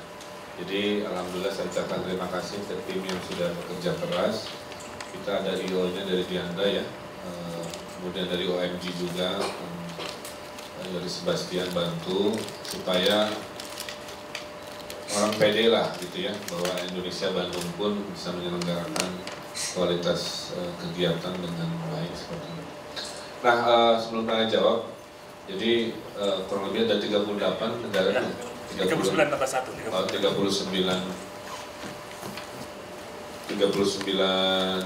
negara dari Asia Afrika tadi hadir. Kemudian poinnya adalah besok yang terpenting adalah mendeklarasikan deklarasi Bandung terkait Smart City. Bahkan profesor dari Jepang tadi mengusulkan supaya ada asosiasi Smart City dunia ya, yang belum ada. Jadi bukan tidak mungkin besok tanggal 23 April hari bersejarah. Hari bersejarah untuk Smart City yang dulunya hanya sendiri-sendiri, kita akan ikat dalam asosiasi itu yang kita mulai dulu di Asia Afrika. Kami tidak mau berandai-andai dulu yang di luar Asia Afrika, kita fokus dulu di negara-negara yang kurang lebih problemnya itu mirip-mirip lah seperti itu. Menurut saya perasaan batinnya beda kalau kita kerjasama dengan Eropa atau apalah ya. Tapi kalau Asia Afrika mah sama-sama repot susah, jadi solidaritasnya lebih tinggi. Jadi mungkin di negeri lain ada teknologi yang dibikin tadi ya, yang media sosial media mapping tadi, tapi itu kan bikinan anak Indonesia, itu yang dipakai kan begitu. Walaupun di negeri lain itu juga ada. Jadi poinnya bukan itu, poinnya adalah dari kita untuk kita sendiri. Nah, siang ini akan dibagi-bagi sesuai bidang, karena smart city itu kan kata sifat ya, harus lebih cerdas, harus lebih efisien, sehingga ada ke transportasi, ke edukasi, lain-lain dan seterusnya. Diakhiri dengan program kerja, dan kita komit ini bukan summit yang berakhir begitu saja pulang. Bandung dan juga Bogor dibantu Pak Bima Arya karena kita lahir di generasi yang mirip-mirip gadget society lah ya. Jadi paham sebenarnya kebutuhan pentingnya ini dalam masa depan kota. Kota itu kan core-nya bangsa. Kalau kota-kota di Indonesia beres, sebenarnya Indonesia juga beres. Logikanya begitu. Nah, ini pesan paling pentingnya. Dan akhirnya Indonesia punya relevansi lagi. Apa sih 60 tahun relevansinya? Relevansinya tadi melahirkan sebuah solidaritas baru dengan isu dan cara, dengan tools yang relevan dengan isu di negara-negara Asia Afrika. Saya kira pengantarnya seperti itu. Silakan ada yang tanya jawab langsung aja. Nanti dipandu oleh Profesor. Ya. Silakan. Saya Putri dari Milan, Medianya Jakarta. Mungkin Pak, nanti katanya bakal ada sholat Jumat bersama kepala negara, yang mana ini mengulang sejarah terakhir tahun 1955. Nah, apa yang sudah disiapkan Bandung untuk itu, Pak? Terima kasih. Tambah lagi, satu lagi, dua dari Metro. Kuningnya itu. Silakan Pak. Trans TV. Trans. Ya, saya Dian dari Trans TV mau nanya ke Pak Ridwan Kamil, Kang Emil, soal rencana-rencana pemerintah daerah mengatasi kemacetan nih, kan Bandung mau kayak gimana? Terus mungkin nggak sejalan dengan Asia Afrika Smart City ini? Satu lagi biar tiga ya. Terima kasih. Assalamualaikum warahmatullahi wabarakatuh. Saya Ahmad dari CNN Indonesia. Kemarin saya sempat telepon Pak Suhono. Saya tergelitik dengan ITB menyiapkan 12 parameter, Pak. Yang kemarin saya kurang puas dengan jawaban via telepon. Mungkin Pak Suhono bisa menjelaskan parameternya yang 12 itu apa saja. Terima kasih. Langsung Pak. Oke, yang pertama tadi walaupun tidak ada hubungan dengan Smart City, tapi kita nanti ada Smart Sholat Jumat mungkin ya. Tapi nggak bisa diganti online, harus fisik. Jadi gini, besok sholat Jumat itu kalau tahun 55 puncaknya bukan di hari Jumat. Tahun 55 itu Jumatnya itu tanggal 22-nya kalau tidak salah. Jadi sebelum ada deklarasi Dasar Sila Bandung, ada yang sholat Jumat di sana. Tapi kalau besok itu puncak acaranya memang jatuhnya di hari Jumat. Akan ada sholat Jumat para raja, presiden, perdana menteri dan orang-orangnya berbaur dengan warga Bandung. Dipersilahkan, tapi dengan sistem zonasi. Imam khotibnya Pak Ahmad Heriawan, Gubernur Jawa Barat. Khotibnya ada ahli mengaji yang lulusan terbaik lah, yang insya Allah akan khusyuk dan baik. Itu saja persiapannya. Paling persiapannya hanya toilet ya. Kemarin saya koreksi yang majalah Tempo ya. Toilet itu tidak harga 2,3 miliar. 2,3 miliar itu adalah hibah dari BJB untuk renovasi keseluruhan, bukan toilet saja. Ada renovasi kubahnya, ada renovasi tiang-tiangnya, ada renovasi 4 toilet besarnya gitu ya, dan karpet dan lain sebagainya itu datang dari situ. Jadi itu persiapan-persiapan terkait dengan sholat. Nah, terkait dengan kemacetan, saya sudah sampaikan. Kemacetan ini tidak bisa selesai kalau warga tidak punya alternatif pengganti mobil motor. Selama itu tidak ada, yang kami bisa lakukan hanya mengurangi. Jadi kalau bilang Bandung masih macet, betul Bandung masih macet karena yang namanya monorail, LRT, kabel car itu belum hadir. Kenapa belum hadir? Sedang proses. Kenapa sedang proses? Karena mahal. 1 kilometernya aja 500 miliar. 10 kilometer satu rute Dago lebih panjang itu 5 triliun. Bandung nggak punya uang kalau pakai dana sendiri. Apa yang dilakukan? Kita melelang supaya 5 triliunan bisa datang dari pihak investasi atau sebagian APBN.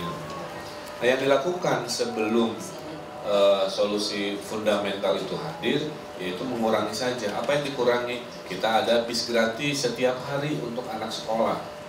Mudah-mudahan bisa mengangkut 700-an ribu anak sekolah.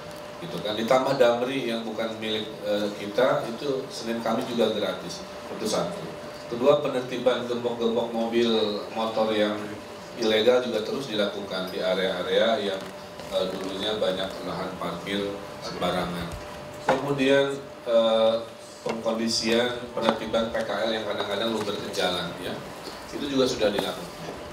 Jadi ada yang jangka pendek seperti yang saya sampaikan, ada yang jangka panjang sedang diproses. Itu kalau nanya tentang kemacetan Bandung. Plus ada kereta api super cepat tadi yang rencananya kalau nggak teknologi Jepang, teknologi Cina, itu stasiun di Jakartanya di Cawang, stasiun Bandungnya di Gede Bage. Kalau itu jadi bukan lewat jalur kereta yang lama, tapi lewat jalur tol. Di atas tol nanti medianya dipasang struktur kereta api super cepat. Di Bandung Jakarta yang biasanya 3 jam itu bisa hanya 30 menit saja. Nah, harapannya apa? Sehingga orang Jakarta yang biasa berbondong-bondong naik mobil akan beralih naik kereta. Disambut nanti oleh publik transportasi, itu mimpi 3 tahun. Karena Pak Presiden Jokowi sudah mengamanatkan agar kereta api super cepat ini hadir pada saat beliau menjadi presiden, bukan hanya mencanangkan. Artinya 2018 maksimal mimpi itu harus sudah hadir. Nah, ini proses-proses yang sedang diupayakan. Kalau masalah smart adalah masalah menegosiasi bagaimana orang tahu bisa mengurangi ketidakefisienan hidup dalam bergerak atau mobilitas. Apa yang dilakukan? Kita ada Waze itu ya, yang bisa tahu zona merah, zona kuning, zona hijau, sederhana semua sudah pakai. Di Bandung lagi dibikin apps namanya, dikasih nama tapi intinya mencari informasi posisi bis. Jadi kalau bisnya jurusan Cicahem lebih panjang misalkan, ada aplikasinya dalam 6 bulan kita launching, dia tahu saya nunggu lama di sini bisnya nggak datang, buka apps itu ketahuan, bisnya saya masih 3 km dari lokasi stopan saya. Apa yang saya lakukan? Saya bisa makan dulu, saya bisa nelpon dulu, ngapain dulu, sehingga hidup lebih efektif. Itulah smartnya itu ada di situ. Plus tahun ini Pak Profesor kami tugaskan oleh Pemkot Bandung membuat smart card. Smart card itu kartu yang nanti berisi uang secara virtual, nanti kalau di tap di angkot, di tap di bis, nanti ada mesin pembaca kayak yang kita di restoran, sehingga kemana-mana nggak usah bawa uang. Tapi karena itu kompleks, kita akan tes dulu untuk anak sekolah ya Prof ya, sehingga bayaran anak sekolah itu nggak usah bawa uang buat SPP apa, cukup dengan kartunya mereka. Nah, ini proses-proses itu. Makanya saya bilang target Bandung ambisiusnya cuman 3 tahun untuk kejar, mudah-mudahan. Tahun ini masih 1/5 nih. Saya kira itu. Luar biasa dari acara ini adalah kita bisa sharing tentang bagaimana kita meningkatkan kualitas layanan publik untuk menghadapi persoalan semakin kompleks. Ada yang universal, yang mirip-mirip, seperti tadi disampaikan oleh Kang Emil, di Bogor kita juga sudah membangun Bogor Green Room, sama. Tidak ada CCTV, kita bisa memonitoring titik-titik macet. Saya kira itu yang pakai standar lah. Tetapi ada juga yang customize sesuai dengan lokal konten. Dan di Bogor ini kita fokus antara lain ke environment. Pohon di Bogor ini aset, tapi sekaligus juga bisa menimbulkan bencana. Ya, jadi pohon-pohon ini sekarang sedang kita lakukan proses KTP-nisasi. Jadi satu-satu didata, dimasukin ke database, sehingga kita bisa punya the bigger picture gitu ya tentang database pohon-pohon. Jadi mana pohon yang sudah merah, mana itu kita bisa lacak karena bisa menimbulkan korban. Seperti kemarin di Kebun Raya itu ada pohon patah yang 7 korban meninggal gitu. Dan kita senang karena spirit ini menular. Minggu lalu kami kedatangan pemerintah daerah Pemkot dari Mentawai. Dan mereka bilang kita ini daerahnya kecil tapi pulau-pulau. Jadi kalau kepala daerah belusukan itu biayanya miliaran. Ya, kita nggak kepikir seperti ini, ya, pasang CCTV, jadi kita bisa pantau. Jadi bayar guru itu mahal di sana, bayar guru itu mahal, tapi kita nggak tahu guru itu masuk atau enggak. Jadi mereka terinspirasi ketika tahu di Bogor ini kita pasang CCTV di sekolah-sekolah nanti gitu, untuk memantau kinerja guru. Itu jauh lebih murah buat mereka. Saya pun terinspirasi dari Kang Emil di Bandung dengan Bandung Command Center-nya dan Ibu Risma di Surabaya. Jadi ini spirit kolaborasi yang terus menular sehingga kita bisa terus improve teknologi kita untuk meningkatkan kualitas layanan publik. Ada lagi? Acara besok Bandung, deklarasi Bandung dalam Smart City sudah diformulasikan oleh Profesor Sohono ya. Secara umum nanti Profesor akan bahas poinnya. Titipan dari saya cuman jangan sambil ini berakhir hanya sekadar konferensi, tapi berlanjut menjadi konferensi kegiatan kerjasama lain-lain. Gitu. Tadi kan saya sudah tawarkan contohnya, kalau memang tertarik yang Bandung, MOU-an aja. Si kota A itu dengan Bandung, nanti dasar hukum itu bisa kita bikin kerjasama. Nah ini kan cuma antara 2 kota, tapi kalau kotanya sudah bergabung dalam organisasi kan enak ya, MOU-nya payungnya besar kan. Ada 200 kota, masa 200 MOU capek gitu kan. Tapi kalau semuanya dalam satu payung, udah dasar hukumnya adalah itu. Seperti misalkan di Indonesia ada AKOPSI, kota-kota yang bergabung, berhimpun urusan untuk sanitasi kesehatan perkotaan, misalkan begitu ya. Nah kira-kira tujuannya itu, poin-poinnya dari saya lebih kepada semangat ini jadi solidaritas baru, semangat berbagi itu, kemudian menjadikan ini sebagai program dari kota masing-masing. Jumlahnya belum tahu, nanti profesor yang bisa sampaikan. Terkait untuk untuk hari Jumat, tadi sudah ada gladi bersih, karena diputuskan gladi bersihnya itu hari ini, bukan besok. Ya.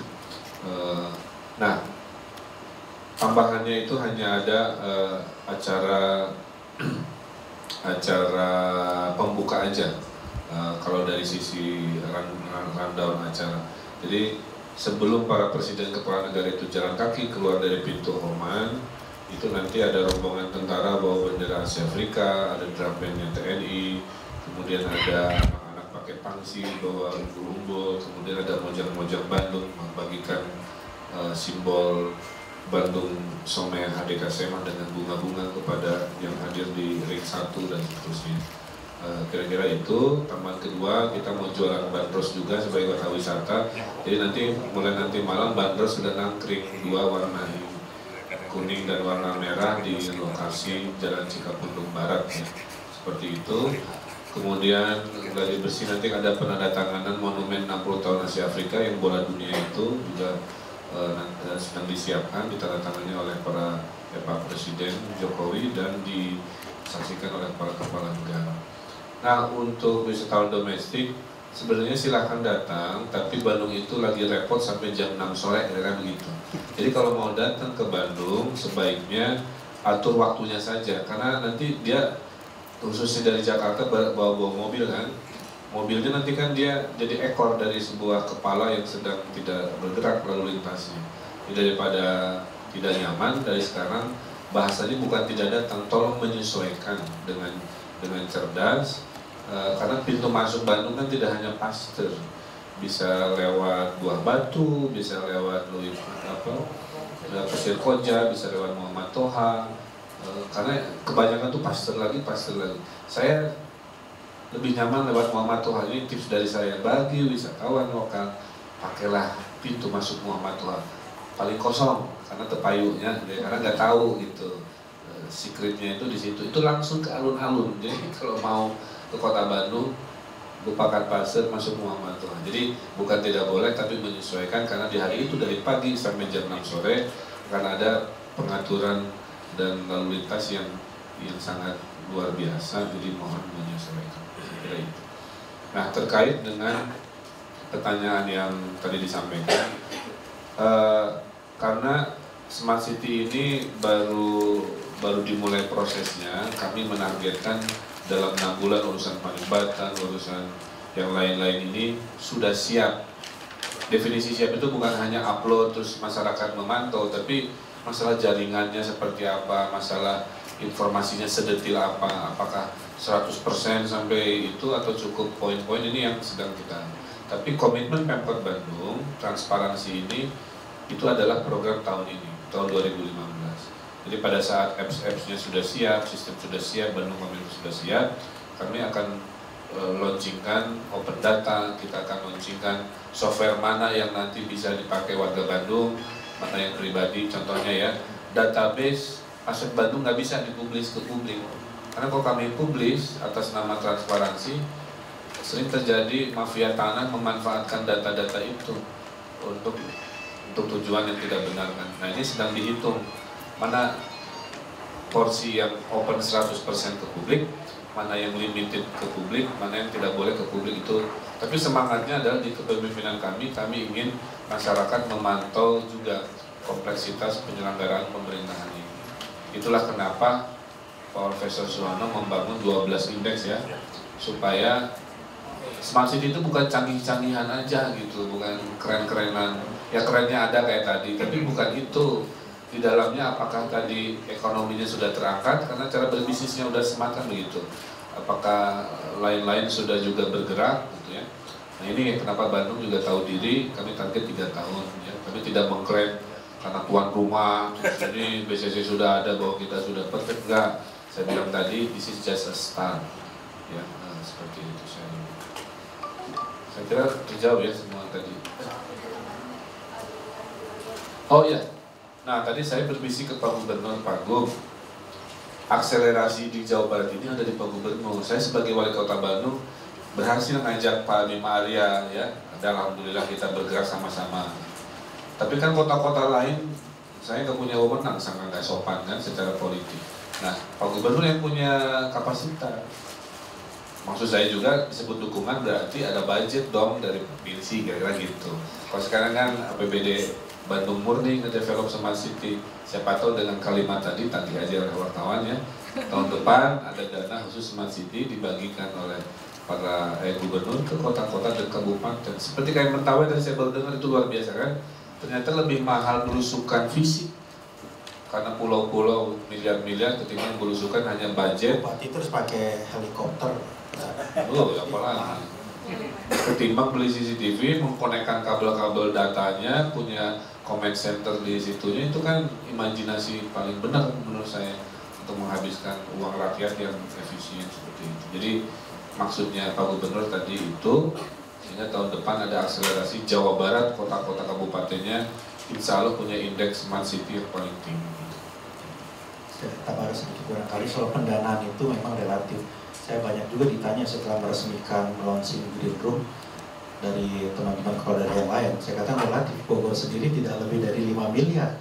Itu pun dapat bantuan dari grup Telkom dan grupnya Pak Suhono di ITB. Ya, jadi yang dana dari Pemkot itu sedikit, cuma ngecek-ngecek sedikit aja, nambah-nambah. Dan aplikasinya terus berkembang. Ya, kemarin kita baru launching lagi SIM Puskesmas. Jadi sekarang saya bisa cek secara terintegrasi data itu. Ya. Jadi data pasien itu yang tadi terpisah-pisah sekarang bisa nyambung semua. Jadi pasien bisa datang kemana aja gitu. Dan kita bisa tahu ketersediaan tempat di puskesmas. Jadi berkembang. Kemudian untuk partisipasi warga, ini sistem ini memungkinkan warga untuk melihat semua data, ya, menyampaikan aspirasi. Sama seperti Bandung, sekarang semua SKPD, OPD sudah ada Twitternya. Jadi ada pengaduan online, ya, ada petugas yang bertugas dibayar profesional dari pagi sampai sore gitu untuk menampung. Tapi persoalannya ternyata bukan hanya sekedar sistem itu, lebih kepada kesiapan internal untuk merespon. Jadi percuma kalau kita bangun sistem yang canggih, warga bisa nge-tweet, warga bisa masukin aduan, tapi SKPD-nya lambat.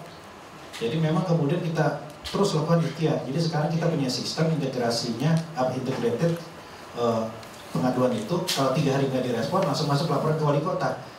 Tapi masuk ke saya itu juga kalau sayanya lagi sibuk, nggak saya respon kan gitu.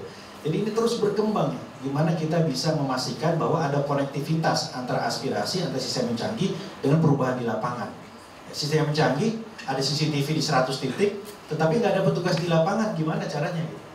Jadi untuk itulah saya kira sangat relevan kalau kita buat asosiasi kota pintar se-Asia Afrika, ya, kota cerdas se-Asia Afrika. Terima kasih.